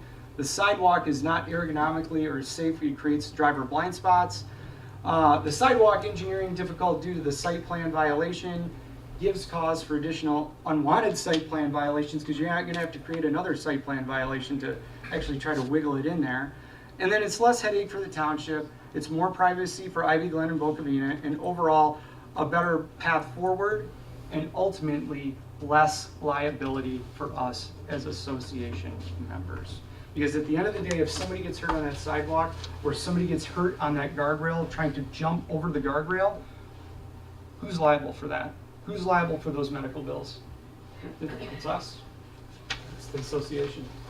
So ultimately, sorry, thank you for your time. I appreciate it. This is my presentation. If you have any questions, thank you. Very good, thank you. The board has any questions, Mr. Powell? I do, many, but I'm going to hold until after the next public comments. Very good, okay. There is more public comment on this? Ralph Wozniak, 8112, Ivan Glen. Can he step up to the microphone, because the people aren't going to be able to We're hear not you. going to be able to hear you, sir.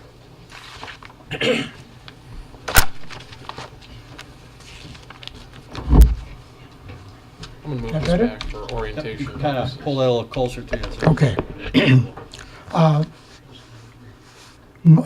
My name is Ralph Wozniak, and I'm 8112 Ivy Glen Park Lane. In lieu of rambling, I'd like to read a letter to the board that my wife and I wrote to put our points across. As residents of Ivy Glen Park, we wish to inform you that we are not in agreement with the statement made by Craig Piasecki claiming that the existing homeowners in Ivy Glen Park do not want the sidewalk as stated in the Monday, May 7th, 2018 message from Piasecki PPH to Sean O'Neill. There has not been any kind of agreement between the homeowners with respect to this issue, and we do very much want the sidewalk installed as it was originally planned. BPH did not do its due diligence in contacting the existing homeowners of this issue. This has resulted in ill will in our neighborhood and an abundance of misinformation and confusion which could have been avoided had each homeowner been properly contacted in writing. The main source of contention is the driveway in the common area between lots 16 and 17. It is my understanding that BPH's attempt to remedy the situation has resulted in several actions, of which the most concern to us is the elimination of the sidewalk. In addition to objecting to the BPH statement that all existing homeowners are in agreement, we question why the wishes of the Bocavina HOA would have any bearing on Ivy Glen Park matters. Ivy Glen Park business should not be their business. Surely Bocavina HOA would adamantly object to Ivy Glen Park HOA dictating actions for their subdivision. We also would like to assure Bocavina residents that Ivy Glen Park is not a rundown, crime-ridden area, and they have nothing to fear from us taking an occasional stroll through their streets. BPH also raises safety concerns about the driveway for Lot 17. Every homeowner in the subdivision has a sidewalk running through their driveway. The poor planning of the home's orientation of Lot 17 is to blame for the safety concern. Our opinions on this matter have no bearing on the proposal to eliminate said sidewalk. Article 9, page 21 of the Master Deed, Ivy Glen Park states, "This Master Deed and Condominium Subdivision Plan, Exhibit B to the Master Deed, may be amended with the consent of not less than 66 2/3% of the co-owners of the unit mortgagees. With 21 lots in Ivy Glen Park, this would necessitate approval of 14 homeowners to amend the master deed. My count, as I confirmed with Mr. O'Neill, right now is 7-4 and 7 against. Since BPH's interest is to sell or close on the currently unpurchased 4 lots, its motivations are solely monetary. BPH does not have the same concerns that a resident living in Ivy Glen would have. We would respectfully request that you do not consider their 4 lots in the tally of those who want the sidewalk eliminated. To do so would give a disproportionate voice to BPH at the expense of those of us who actually call Ivy Glen Park our home. A number of neighbors have not yet been contacted on the subject, and in addition, a few neighbors have said they are neutral regarding the eliminating the sidewalk. I respectfully ask their indifference not supersede my purchase agreement and reasonable expectation of a sidewalk through the common area and not to be considered as support for elimination of said sidewalk. Article 9 requires consent of the owners, and one's indifference or silence should not necessarily be taken as tacit approval. Additionally, any tally taken should be performed in a uniform fashion with proper notice given to each household. The 2 bullet items in BPH's memo referencing homeowner address 8062, lot 16, and the future homeowner 8042, lot 17, stated they do not want a sidewalk. With the driveway of lot 17 taking up the majority of the width of the common area and compounding adding the proposed grass seeding and landscaping, the area will lose walkability. We applaud Mr. O'Neill's request requiring BPH to deposit funds equal to the cost of this sidewalk to Ivy Glen Park's HOA for landscaping. If these funds are used for additional landscaping of this common area, which the way it was presented to us appears likely, the area will look like extensions of lot 16 and 17. We would feel as if we are walking across a neighbor's yard. Homeowner of lot 16 has graciously stated that we may walk through his yard at any time, but this does not guarantee a future owner would agree with that arrangement. The common area would lose its walkability.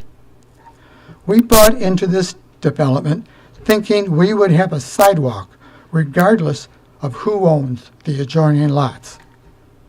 With all the additional landscaping proposed to the common area, it would not be long before, for all intent and purposes, it simply became part of the adjoining lots and all other residents would lose the potential value of the originally planned common area.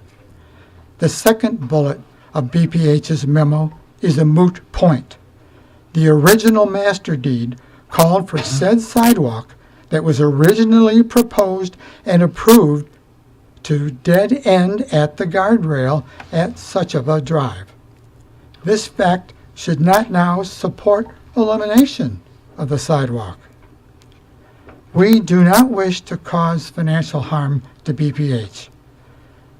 Until this sidewalk issue, BPH had addressed all of our purchase agreement concerns exceptionally well. We would readily recommend BPH. However, we now must take issue regarding losing the walkability a sidewalk guarantees.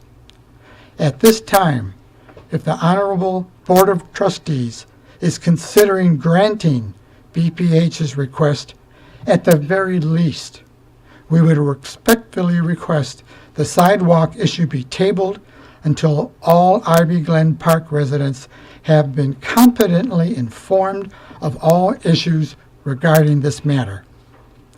In a discussion with Mr. O'Neill, Planning Director, he stated that all new developments are required to have sidewalks. Why are we eliminating ours? In closing, we are respectfully asking that the Honorable Board of Trustees support the walkability concept and vote to deny BPH's request to eliminate the sidewalk in question. BPH does not have the support of all homeowners. As I said, the current vote is 50-50. As a final note, we would be agreeable to any location of the sidewalk in the common area between lot 16 and 17 of Ivy Glen Park. So thank you for allowing me to speak before you tonight. Thank you. Could I point out something really quick? Just, and I don't have the master deed with me, but I did review it. And just to be clear, the request is appropriate. I think the language that was just referred to by Mr. Wozniak is after the homeowners take over control of the association. That's the required vote tally in order to make an amendment. However, the way the master deed is written, which is not unlike any other condo, the developer maintains some or all control until all their lots have been disposed of. And in this case, there are a few different trigger points. And in the next 2 or 3 months, some of the control will be ceded to the neighbors, but at this point, he has the ability to make this request per my review and read of it. Per your interpretation of that? Correct, and I'm not disagreeing with the position he's taking on how it should be sorted out. I just want to make sure that you understand that. And I also want to make it clear that the $4,500 is to be turned over to the association to do, in my opinion, whatever they choose to do with it, not to landscape this area in particular. And there was some confusion on that, and I've spoken to some neighbors, and I've also let them know, as you see the hand on both screens, when we were here talking about this a month ago, there was a request by Mr. Powell to put a handful of evergreen trees in this area to help knock down headlights that would now shine through the yard that previously would have shined up against a house in all the other 20 cases in the neighborhood. So there will be 3 pine trees running off the end of the driveway and 3 pine trees at the guardrail, which was agreed upon. And now the exact locations we haven't determined, but that's something that's happening beyond that's happening regardless of the sidewalk issue, regardless of the $4,500. So there will be additional landscaping before the $4,500 is even turned over to the association, and that's already been dealt with. So I just wanted to make that point understood, so we're all on the same page with that. You had a comment, sir. Yes, I disagree with Mr. O'Neill. The Article 9 specifies 66 and 2/3 with exceptions. So the exception is during the sales period of up to 1 year after, the developer may, without consent of the co-owner, blah, blah, blah, to correct survey or other errors. That's it. I don't have it with me. Okay, very but good. I did review it before and we've been reviewing an amendments to this as well. Yes, sir. Yes, sir. State your name again. I'm sorry, Scott Smith, 8062 Ivy Glen, Park Lane. One thing I did want to point out, in the master deed, it lists driveways as general common element, not limited common elements. And I know this because my attorney had reviewed prior to me making a purchase for Mr. Paisaki, what exactly his bylaws, how they read to the letter of the law. And he does have the right to put a driveway on the easement. It's legally speaking, he's correct. So I understand where Mr. Wozniak is coming from on this, but unfortunately, that he's within his right. So I just wanted to make that statement. Very good. One thing I wanted Yes. to say too, we're not eliminating the access to this easement either. Just because there's not a sidewalk there doesn't mean that they can't have access back in there. Personally, I think like a wood chip path or something like that would be more sufficient that you could walk back to connect. Because if there was a sidewalk over here, I would say, great idea, connect the sidewalks. There is no sidewalk here. You're connecting to a private street and a guardrail. I mean, so I don't even know the legality of crossing over into a private street. Are you even allowed to do that? So there's some other issues there, but just because the sidewalk's not there does not mean they don't have access to that area. So, they can access that area through other means, whether it's walking on grass or wood chip path or whatever. It's just the sidewalk in general that's the issue. And you know, the agreement can't come together as far as the design and what, so that's why we're here today. So, I mean, and that's something that the association could take up later, too. When they control the association, they could get together and say, hey, we want to go back and put a sidewalk in. That's up to them, you know, so we're kind of like a little bit of an impasse here. So we're just thinking eliminating the sidewalk, move forward. If they want to make other changes when they get control, they're more than welcome to do whatever, you know. That is true. They will have the ability to self-govern. Yeah, absolutely. No question about that. Mhm. There's a hand. I'm sorry. Yes. Hi, Jane George, 8072 Ivy Glen Park. I believe the sidewalk was in the master plan, correct? So it was there when we were all bidding in on our contracts.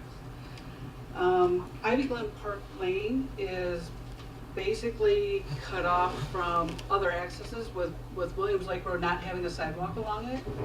So you really can't safely walk out of the neighborhood any other way or go for a bike ride, except to try to cut through to get over to the neighboring neighborhood. So for me, that's the safety issue, more so than worrying about somebody not looking when they're backing out of a garage, which we should all be doing anyway.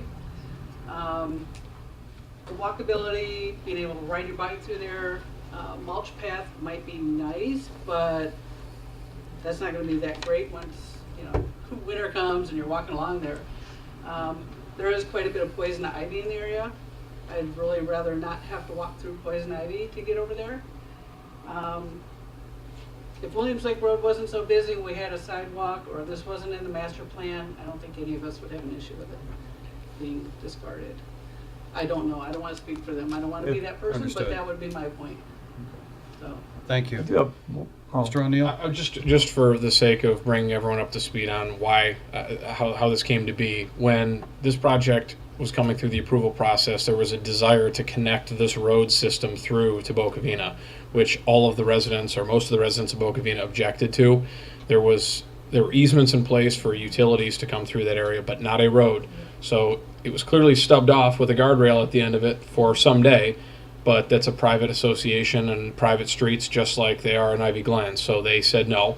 And so the Planning Commission, in its review and approval of this development, said, well, if we can't have a road through, then we should at least provide a pedestrian connection so that people can get back and forth. And that's how this sidewalk came to be. You know, the desire was, and good planning says, that roads should connect whenever it's feasible and possible and safe to do so. It could not happen for the reasons I just mentioned, so the sidewalk took the place of a road and provided that connection. So it was a part of the approved plan. Very good. Mr. Pazaki? One question maybe Lisa could answer. Do they have legal right to go into another private street? Is there any kind of legality there? I didn't look at the documents for Boca Vina, but now, and I presume back when Boca Vina was approved, we always had developers grant us easements, as you know, for access. For But utilities, but not for pedestrian crossing, because technically when you cut through here, you're basically cutting through somebody's lawn, too. I haven't looked at the documents for Boca I was just Vina. curious, yeah. Yeah, when you cut through where it terminates, you're actually going onto the road. You're not going through Yeah, anyone's on the yard. right of way. There's a Yeah. road easement over there, Okay. and Yeah. I'm sorry, Sean, you turned. You are or you are not going on private property? you are not. Well, there is Thank you. grass there, though. It's part of his yard, but actually an easement. I guess it'd be a right of way, right? You could if you wandered too far in either direction of the railing, but to cross around the railing, there is an easement that lines up with Suchava on the other side. Okay, thank you. And I'm not a civil engineer or anything, but where the guardrail is, if they wanted to run a sidewalk through it, couldn't they cut the guardrail right in the middle and it would still block the road? but it I would don't be- believe that's within the property line. I think that's actually in Boca Vina's side, so that's their Seems guardrail. like there would be some way though to make it work. Well, Yes, sir. It's been confirmed that you can walk around either side of the guardrail without going on private property. Thank you. Okay, anyone else? I'll give the board a chance here to chime in on this. Mr. Powell, I know that's a chomping at the bit. surprise. I certainly want to point out that the document that we received by Mr. Paiseki is certainly geared towards an end of not needing the sidewalk. Virtually every one of his bullet points there can be interpreted the other way as well. So the proposed sidewalk dead ends into a guardrail. I take exception to that, exactly what the gentleman said. You don't dead end any sidewalk into a roadway. You dead end it in the road right of way adjacent to the road, adjacent to the guardrail, so that people can go around the guardrail or the sidewalk could be extended. So all of those points were really self-serving. My personal opinion is that I really like the idea of walkable communities. And instead, if we remove this sidewalk, we are creating an isolationist concept instead of a walkable community. If the people in Ivy Glen don't have that walkway there, and even if it's a wood chip pathway, wood chip pathways last for a year, and then they turn to topsoil, and then they become grass covered, and it disappears. And so I certainly would never be in favor of a wood chip pathway. That it's not ADA accessible. It can't be ridden on by bicycles, and so really it's either a paved sidewalk or nothing. But if the people from Ivy Glen wanted to ride their bikes to Independence Village or to the senior center, they could come right down through here, get on the Bocavina, go on Carpathian Drive, drive out, and eventually we're going to have a sidewalk along Union Lake Road, because we have developments going on both sides of Union Lake Road, and they'd be able to ride their bikes all the way to the senior center.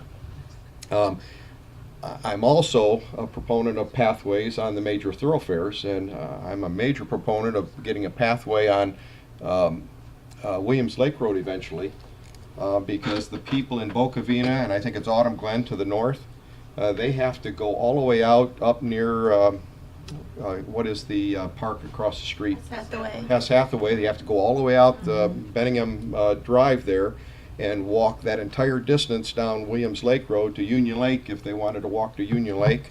And so this would provide, not that it's going to be a circus walking through here, but it cuts off probably a half a mile of walking on Williams Lake Road, letting them come down here, going out to Ivy Glen Lane, and getting that much closer to downtown Union Lake.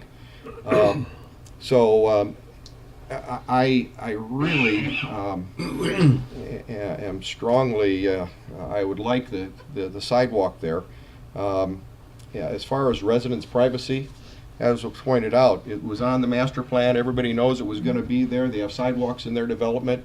And so it's certainly not changing what they bought, and they were certainly notified ahead of time. As far as watching for kids backing across their driveway, I mean, that's countering every sidewalk built in the United States. Not 15 feet from a garage, Mike. Well, yeah, we're talking about the end of the driveway. But okay, all right. Let him have his moment. So last month there was a motion passed to allow for that sidewalk to be placed on the opposite side of the, actually requesting that it be placed on the west side of the common area and then tied to the north. So we actually made a motion and it passed 6-1 to not put it through somebody's driveway to prevent that from happening. That goes right back to the initial point. We're working with the two people that live on each side of it. They couldn't come to an agreement. Okay, I would be happy to put it there, but he doesn't, Mr. Smith doesn't want it on his side. But there's enough room in that easement to be able to do that. Right, I'm not saying there isn't. So, yeah. So it has to be per plan or as amended. Right now, it's amended to put it on the west side. What you're doing is asking us to amend it again. Mr. Powell? And Mr. that's Powell, possible I to think do. there's a slight error, and I don't believe that was actually part of the motion. I have it right here. We're exploring it, but I don't know. Subject to the sidewalk being constructed along the west side of the common area, tied and extended to the west right-of-way of Sakava, and then pine trees added. That's right there in the motion. So. Yeah, I remember specifically correcting you, saying you don't want to tie anyone's hands to it. No, you said there wasn't room, and I said I'd looked at it and there was room. No, Okay, but anyway, that's certainly an ability to do that. And It's understandable. There's room to go there. There's room to build it. There's room to build it. So my suggestion is twofold. Either this board stand by the walkable community that we've developed here as recommended by the Planning Commission, or we just quite frankly say that we don't care, make a motion that we don't care, and leave it up to the association to be done per the requirements of their their master deed and bylaws, but removing certain, well, no, we don't, per their master deed and bylaws, and let it be a civil action and not a township action. But we would have to give permission to allow that to happen in order for it to deviate from what was approved. Without any doubt, Mr. Bizecki actually said himself that yard, quote, yard area on the back side of that guardrail is somebody's yard. Well, it's not. It's road right-of-way. It's easement for access. Well, have you gone out there and measured it, Mike? But I have. And then also, if we allow this to happen, without any doubt in my mind, there's going to be 2 yards expanded into that area, and it will not be identified as public area. Common area. So, common area. So those are just my observations, and probably the way that I'm going to vote. I do want to let my board know that I did canvass and get some direction from residents of Boca Vina. They, quite frankly, couldn't care less. But I think there's something to be said about connecting communities. Well, one of the things that we've had, that we talked about many, many times here is walkable community. And it's a little tough to get up here and kind of compromise your principles, something you're preaching all along, and then suddenly pulling out of the equation. I've had numerous discussions of sidewalks with Mr. O'Neill in various locations, and I must say they've gotten rather interesting at different times. So there is differences of opinions, and I believe some places require it, others don't. It was initially on a site plan. It was part of what was to be expected. I also agree that putting it in a place that it's at, with that driveway being 15 feet away, it's not an option. So I think something could be, some compromise could come to that could still be installed yet and remain within the commons area and suffice the need of the community.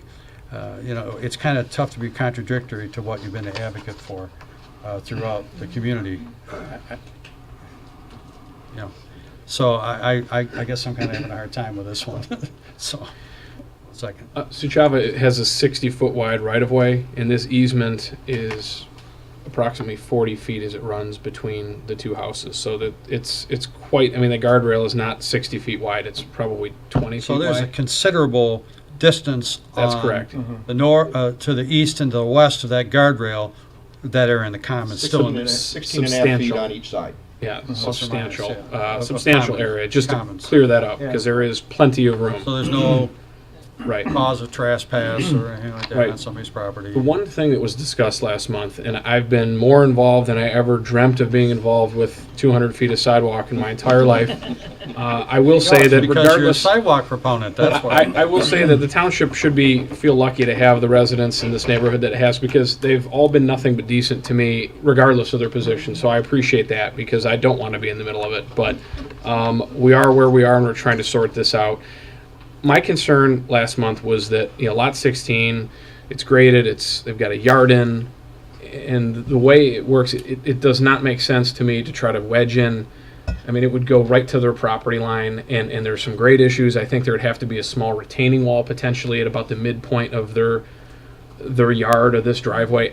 I don't think that makes sense. I mean, if we want to put this in, there are other ways to do it, but it's going to require it to be somehow moved closer to 17. And there are some options that have been provided. I'm not sure that everybody loves all of them, but if you choose to remove it, then the decision's really, this is very easy. If you choose to put it in, then we'll have to work with the residents, and it might make the future owner of 17, who it's currently owned by BPH, and they haven't closed on it yet because we're still trying to resolve this issue. Might make them unhappy, but I don't know. There's not a solution that makes everybody happy. It's impossible. That ship sailed a long time ago. So we need to find the solution that will make everyone the least upset. And that means different things to different people. So it's really easy for me to say that, not really easy to accomplish, but I just wanted to point those couple of things out. So, Okay, any other comments from the board? Mr. Lilly. I think the builder in this particular issue, Mr. Pisecki, has an excellent reputation with White Lake Township. He does. And I find it really hard to believe, Craig, that this house even got built with an end opening garage, and quite honestly, for the aggravation it's caused the board, it'd be much easier if you just eliminated the end opening garage and made it into a front opening garage. But I also hear what the people of the community are saying, and I don't know whether we've heard from everybody like was requested in the letter for everybody, but I do agree with Mr. Powell that this is going to end up to be the two neighbors' yard. Whether you want to call it a common area or not, if the subdivision isn't going to maintain it, I'm going to cut it with my yard because I want it to look nice.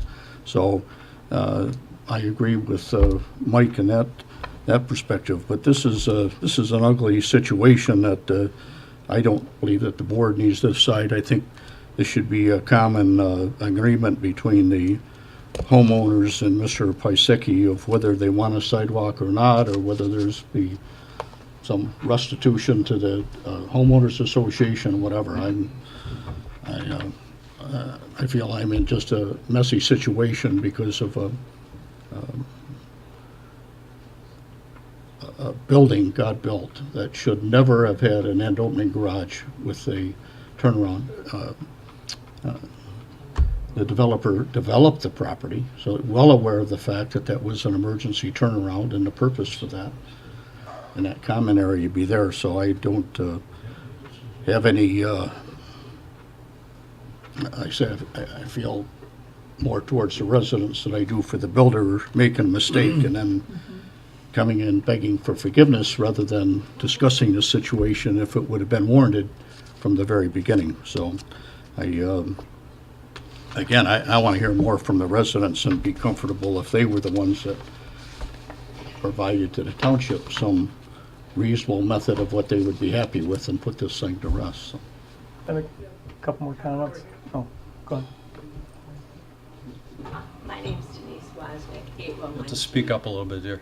Denise Wozniak, 8112, Ivy Glen. I just want to reiterate that I bought we were the first to purchase. And when we looked at that, we saw that there was a sidewalk on the master deed. And I like to ride my bicycle. So that was one of the reasons that we thought this is just a great place that we could go through and ride. You know, wood chips or somebody's grass it's not walkable and it's not very rideable at all. And the fact that the builder would reimburse, put in the $4,500, that does not compensate me for losing this sidewalk. I mean, I don't care where they put it, but I want a sidewalk because I bought, and I just feel that my purchase is equally important to the other purchases. You know, they bought thinking whatever, but I bought there was a sidewalk. And now, because the two side lots don't want it, it's going away. So, that's all. Thank you. Thank you. Okay. Scott Smith, 8062 Ivy Glen Park. I just want to make one statement. Had we known that there was this whole fracas was going to happen, we would have never bought our lot. We would have never bought it. Had I known that this was going to be an issue. It's not like really what I signed up for. No offense, but I'm just. We didn't think it put the side thing in. Okay. Well, I know, and I know that. So I guess what I'm just trying to say is you know, it's a mess.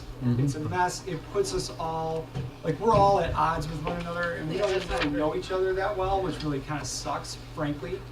And I mean, it's just a mess, guys. And that's why I said I'd be in favor for omitting it. Just get rid of it so we don't have to be out. These folks are really, really upset about it, and I don't know what to do. It's just a mess. We're looking for guidance from you folks. Well, it is reflected on the master plan, a sidewalk, period, okay? And that was what, being a former planning commissioner and spending 4 years as a planning commissioner and a liaison to the township board,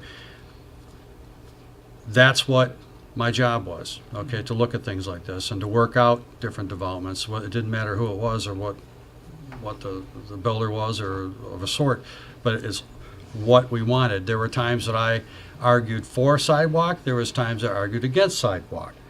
depending on the location. But nonetheless, that was on this particular plan. It was a product that people were expecting to have for mobility in this community. We preach mobility here all the time.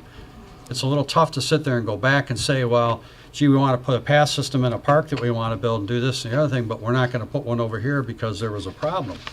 Unfortunately, it's an unfortunate sequence of events that caused all of us to be here tonight and wasting more time on this than you could possibly imagine.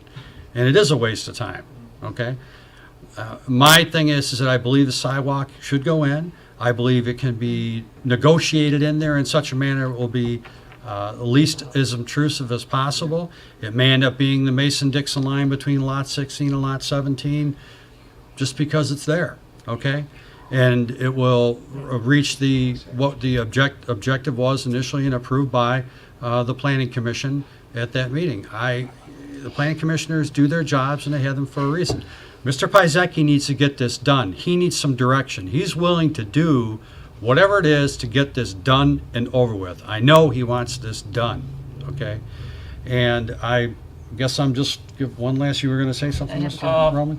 Oh, did you want to go Yeah, ahead? I was like, it's the Parks and Rec liaison. We absolutely preach walkability in White Lake. We have used some of our Parks and Rec budget to put in 50 feet of walkability paths to connect sidewalks. We went from Dublin Senior Center to the subdivision next door.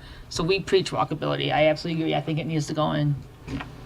So I'll add my comment as well. So I do think it's a good option and a workable option if we craft it well to move it closer to lot 17, I believe. And I agree with walkability. We hear it all the time from residents. 16, I think. Excuse me, did I misspeak? 16? Yeah, that's okay. Sorry about that. 16. So we hear that from residents all the time. And with the foresight of the developments coming towards Union Lake, I agree. I want residents to be able to, get through wherever they want to go. And gosh, I hope you're neighborly. That was disheartening to hear that you might be upset that somebody with dogs would walk through. So if my concern is if they're going to walk through, then it needs to be safe. So if they're going to walk through anyways, we need to make sure it's safe. I'll leave it at that. I think we can think this through carefully, and it can. One issue I just want to make a quick comment is that Boca Vina has no sidewalks, so everybody's preaching walkability. There's no sidewalks there, so we're connecting the sidewalk to nowhere. Yeah, we're going to maybe a private road, but you talk about planning. The planning wasn't there for Boca Vina, so I mean. But that's also 20-some years ago, Craig. Oh, I know It's it doesn't. not today. I know it doesn't matter to me. 20 years ago, 30, whatever. There's no sidewalk there, and there'll never be a sidewalk. There are the people there that didn't even want to connect the road. So I mean, you got to keep that in mind too. And like I said, as far as the sidewalk goes, whatever we can work out, we'll do it. I don't really care. Let's just move forward. That's what we're trying to do here. Yeah, exactly. So I mean, Mr. Lilly, Have we researched enough where the sewer line runs on the left-hand side of the Mr. private Potter? drive, whether there's enough room to put a sidewalk without interfering with sewer? If we put the sewer on the west side of that, it will be almost directly on top of the cemetery. You mean if we line. put the sidewalk? If you put the sidewalk there, you mean. On the left side. sewer's over here, and you got water and then sewer. They're on each side of the easement. So either way, you're going to be crossing over. You're going to be on top of one of those mains one way. or But another. we have a street sitting over it anyways on the one end, so there's really not a huge difference. So if we were to take and have a curvature to this to go, what I'll say, slightly north and follow possibly the arc of the driveway on the outside and then recurve itself to back to go to the north, that would get away from the sewer easement, be a minimal intrusion. Yeah, the things that we need to be concerned about as far as that goes are to make sure that we're not building expensive permanent structures on top of that easement. There, at some point, we have to plan that we will need to go in there and repair that. Right. The possibility exists. It is. Sidewalks are put over top of utilities in every single subdivision developed in this entire state. Yes, So it's not but unusual at all. not retaining walls and. Oh, absolutely. No. No structures. No You structures. try to keep the manholes out, and so that would be a good thing to work around. Yeah. Mr. Roman. Gosh, as you guys have all mentioned, we're trying to promote walkable communities. In general, the sidewalk benefits those who wish to use it. For those who don't want a sidewalk, don't use it. It's that simple. But whether you have a sidewalk in that common area or not, the association's still going to have liability for that area. They're still going to have to maintain it. For those who don't want a sidewalk as well, by having it installed, it doesn't really hurt you. So I also support putting the sidewalk in, but not in the area that it was originally intended.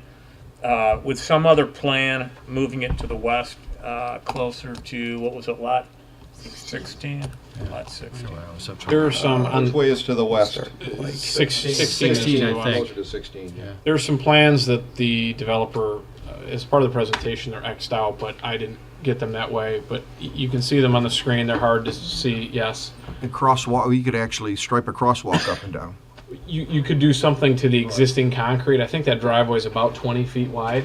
So you could do something up the existing west edge of it to not get any more of that sidewalk. That's correct. Into, I guess, you don't have to expand the current hard surface further to the west or over the easement in that location. You can follow the contour of the existing driveway by striping it, or I think the developer had even said cutting it out and replacing it with a colored concrete to create a walkway that follows the existing outside edge about 4 or 5 feet. So there's kind of a delineation, and then I would say curving it back toward the intended location of it across. And I think that helps to kind of cross the area with sidewalk, so you're kind of delineating by virtue of that, what area is the common area, so you're keeping any future creep. The current owners are going to know where it is, but in 30 years, after they're on their third owner or whatever. Mr. O'Neill, you confident you can come up with some kind of an idea for design to make this I can come up with a bunch of ideas. Whether anyone will like them or not is a whole nother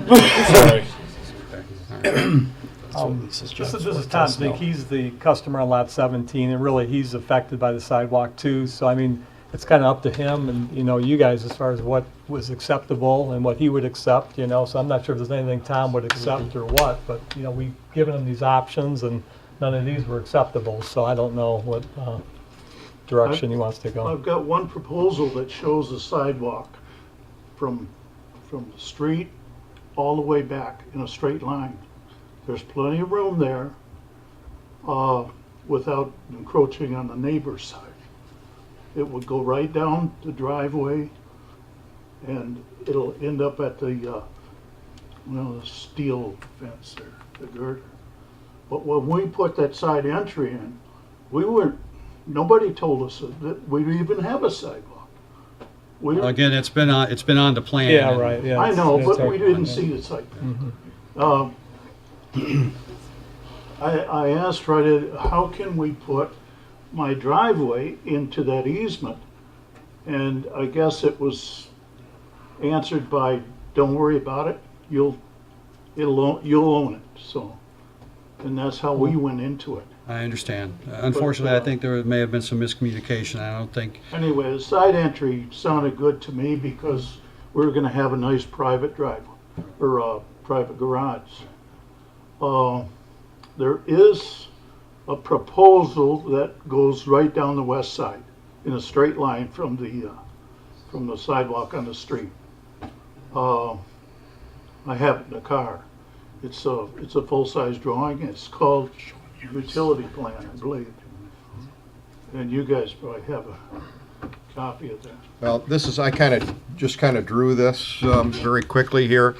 I have the sidewalk actually cross in front of the roadway and come right up the westerly side and then right up the back side of your driveway and then meander, and the planning department can certainly help that. And that keeps it out of your driveway, keeps people safe. Well, my plan, it goes right down here on this is a curb here. Yes. He'd have to cut that curb out. That curb has to be mountable curb. Okay. Yeah. What I wanted is to make this look like a driveway like everybody else. Yeah. Because this road being wider than my driveway, it looks like an afterthought. Yeah. Unfortunately, it's not like everybody else's, so you're going to No, it have to isn't. live with. But if we went right down the driveway, even over here, we could do a little jog and get close and go straight in. That encroaches on your neighbor a little bit more than that does. All right. There is room though. to his lot line. There's room to your lot line as well. Yeah. So you're asking us to put it on closer to somebody else's house instead of yours. We're trying to cut the baby properly here. I've got an acre. Okay. Right now, I'm not getting into discussing the architecture or the engineering of this, period. So what I'm going to do is I'm looking to entertain a motion to move forward to require the sidewalk to be in. Mr. Pizecki needs to get this done. He's been delayed insurmountably far too long on this, and it has to take the action of this board to move this forward. So I'd like to get him done. I'd like to get this gentleman in, I'd like to get this over with, and not spend another 10 minutes. Will be an hour on this. Yeah. Okay. So on the sidewalk to nowhere. So I just would like some real direction so I can lean back on this discussion when it comes time, because this will sound like it's buttoned up when we leave here tonight, but I promise you it will not be. No, it won't be. Right. I'm going to make a motion, and I'm looking to my colleagues to help me modify it if you see fit. I move that the board uphold the Planning Commission's initial requirements of the sidewalk be placed between Glen Ivy Drive and Bocavina subdivision, running along the westerly side of the existing drive, and then north in the location agreed upon by our staff planner and DPW director, with consideration of the developer's location. Little bit messy there in the end of that, but I certainly don't want to be dictatorial as to where it goes.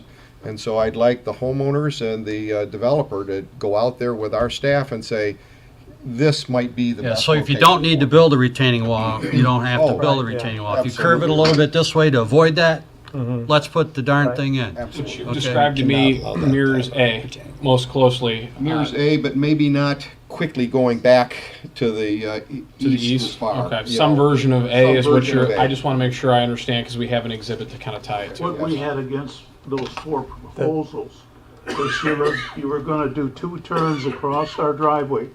Yeah. And then follow the west. I did a modification Yeah, of what- A with the sidewalk crossing at Glen Ivy Drive and then going straight north. And staying off your driveway. off the Staying driveway. off the driveway. Right. Okay. I will support Mr. Powell's motion. Okay, I have a motion and support. All in favor? Aye. Aye. Done. Thank you. Build a guys. sidewalk. Appreciate your help.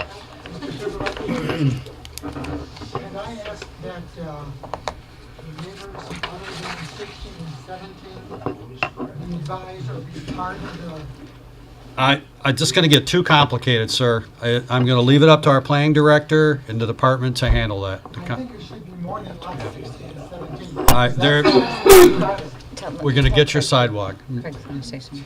Yes. Mr. Pizecki? It's already been decided, the overall kind of design we're talking about. Right. So that's been decided. Yeah, there will be a sidewalk. It will be available. It'll be Westerly. a little And different. it's going to be 14 feet wide, right? Yeah. No. I'll meet you out there tomorrow with a can of orange spray paint. Thank you. Thank you for your time. Thank you. Okay, moving along. Where the heck was I? Old business, 11A, second reading fee ordinance amendments, ordinance 129. A motion we approve the fee ordinance amendments. I'd like to make you making a motion, Mr. Lilly? Yes, I make a I'll motion. support. We have support. This is obviously the fee ordinance that we did our first reading on. This is now the second reading, and which will lead to its adoption. And those also included the recommendations that were made right after first hearing. Very good. Okay, I have motion and support. All in favor? Aye. Aye. Ayes have it. Moving on to trustee comments. Ms. Voorhees. June 2nd is one of my favorite days in Whately Township. There's no has. There's information on our township website of what is available, the hours, what's available to bring home or to bring to Coles, which is on our street from 9 to 1. June 10th is the police open house. Excuse me. You can see a bunch of us elected officials in there working the booths. June 16th, there are some community trunk sales at the Fisk Farm. What is it on the 16th? The 16th and the 30th are community trunk sales. Community trunk sales, Yeah. okay. At the Fisk Farm, you basically just pull in, no reservations are needed, you park with your goods, and it was $10 in order to be there from 9 to 4. Man, I got a truck I'm gonna back up, an 18-footer. I get my money's worth. And June 6th and the 20th are wedding displays also at the Fisk Farm, so the Historical Society is very busy also.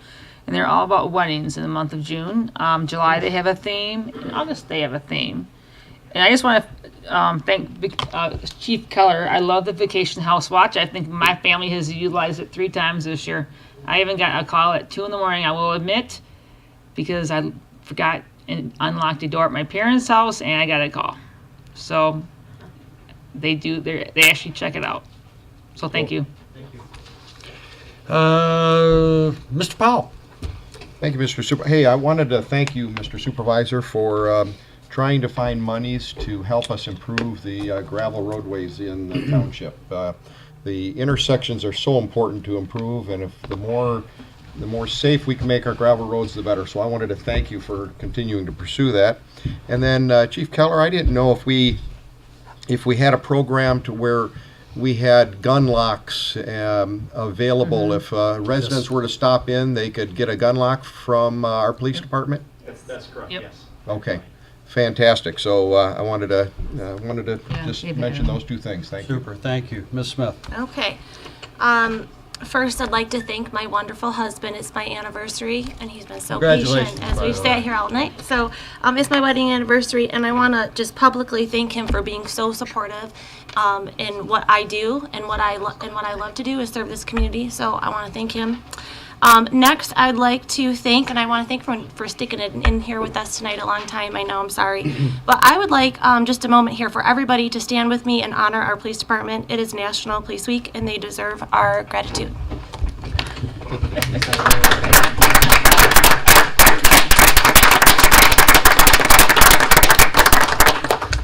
So thank you. If you see them out and about in our community, make sure you thank them, not this week, but every week.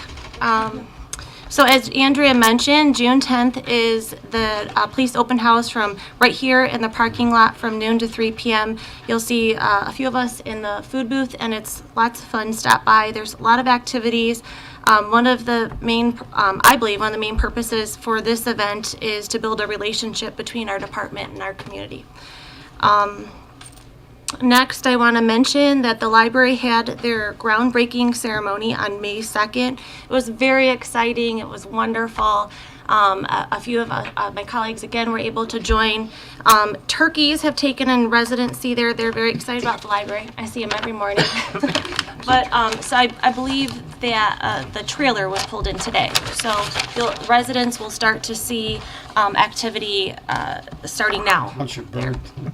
Right? Township bird. There was a They're dead there every turkey on our morning. roof There's a today. dead turkey in our I don't know roof. how no, it got really? up there. Long story. It's better than a horse head. but- I didn't know about that, but I do see the turkeys every morning waiting for the library. So, but you'll start to see activity from starting now, so that's great. The next library meeting is Wednesday, May 23rd at 6:45. And I'd like to mention, we had a special board meeting, but we kind of bypassed it. I just want to mention that it was wonderful being with all of my colleagues at the MTA conference this year. And I all think we learned a lot, and it's enjoyable to be with all of you, so thank you. And it is a really interesting opportunity when we all have a chance to compare what's happening in other townships, so it's a great experience. The last few years, I do the yard cleanup at the VFW post, and I plant the flowers there for them. And if anyone is interested in joining me, just shoot an email. I'll be there this weekend, and I think we have good weather planned. Supervisor Colwell and I share a wedding anniversary, so happy anniversary to you and Nancy as well. And it's also his birthday, so happy anniversary to Rick. Or excuse me, happy birthday. Happy birthday as well. And I wouldn't forget my anniversary that way. right, I'll always remind you. Lastly, it will be summer before we meet again, so I want to congratulate all of the White Lake Township High School graduates and wish them the best of luck. And like I said, it will be summer, so happy to summer to everybody and be safe on our lakes. Thank you. Thank you. Mr. Lilly? Wish you a happy birthday. Why, thank you. Thank you. He spent it with us. Yeah. Yeah. We're fortunate. Yeah, I already know about that. Yeah, I already. Yeah. Mr. Roman? Hazardous Waste Day is coming up, isn't it? Yes, Was that's it the June? second. June 2nd. June 2nd? Yeah, Andrew So- kind of mentioned it, so. Oh, I you missed stepped your out right, of you the stepped for the out, yeah. moment, so. So, thanks for mentioning it. Just want to thank all of our residents that attended this evening. Thanks for coming to the board meeting. Oh, thank you. Well, let's see. Where do we start? Sidewalks and all. Oh my.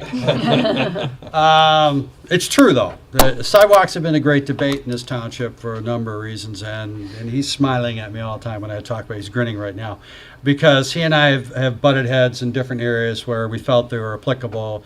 And I have to agree that in some areas there are more so than others.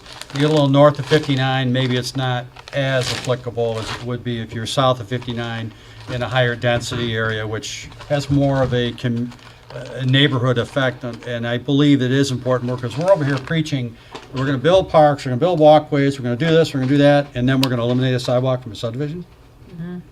That's a little tough. We'll find a way. We'll find a way. We'll make it work. Not everybody's going to be happy, but it'll get done, and we'll make it as appeasing as possible to most of the players. MTA was great. Learned a lot, as I always do. Constantly learn that we are on the right track, and when we have the financial report that we get, and the fact that we are getting in, we keep putting ourselves in the right direction, it's a tribute to the township board and the in-house officials and everyone else, because it is not any one person. I may be the figurehead, but it takes a complete team, to drive this township. And all the players have to be there, and it doesn't matter who it is. Everybody has to put something in. One of my dad's famous saying was, there's no bad ideas, some ideas are just better than others. Got a good attorney, too. And we have a great attorney, and she's part of the team. Yeah. She keeps us out of hot water, okay, most of the time. And we'll make sure you keep us out of hot water next time around. But it's just very important that people know that we have to make decisions, and sometimes you might, and I only razz a little bit because I've spent 50 minutes on a sidewalk, but it impacted those people in a manner of which it was important to them, and therefore it's important to this board. We take it seriously. It's not something we just arbitrarily decide, well, we got to go have a beer, and get out of here. That's not true. These things are important, and it's a piece of concrete that's going to go down and will be there from now for perpetuity as long as that subdivision is there. So kids, grandkids, great-grandchildren from years now who have long forgotten who the heck we are going to ride that pathway and then scoot around that guardrail. And who knows, maybe the next generation that comes in and gets involved will decide to maybe make a change and create a path system throughout that community, because it is becoming more walkable. And I think the means of egress that people have, especially people that have challenges that can't get out there and have to have a hard surface to get out on, and my heart goes out to them. So for all that, I say thank you very much. I appreciate your evening, and I'm looking for a motion to adjourn. I'll make a motion to adjourn. Motion to adjourn. Second that. I have support. All in favor? Aye. We have adjourned.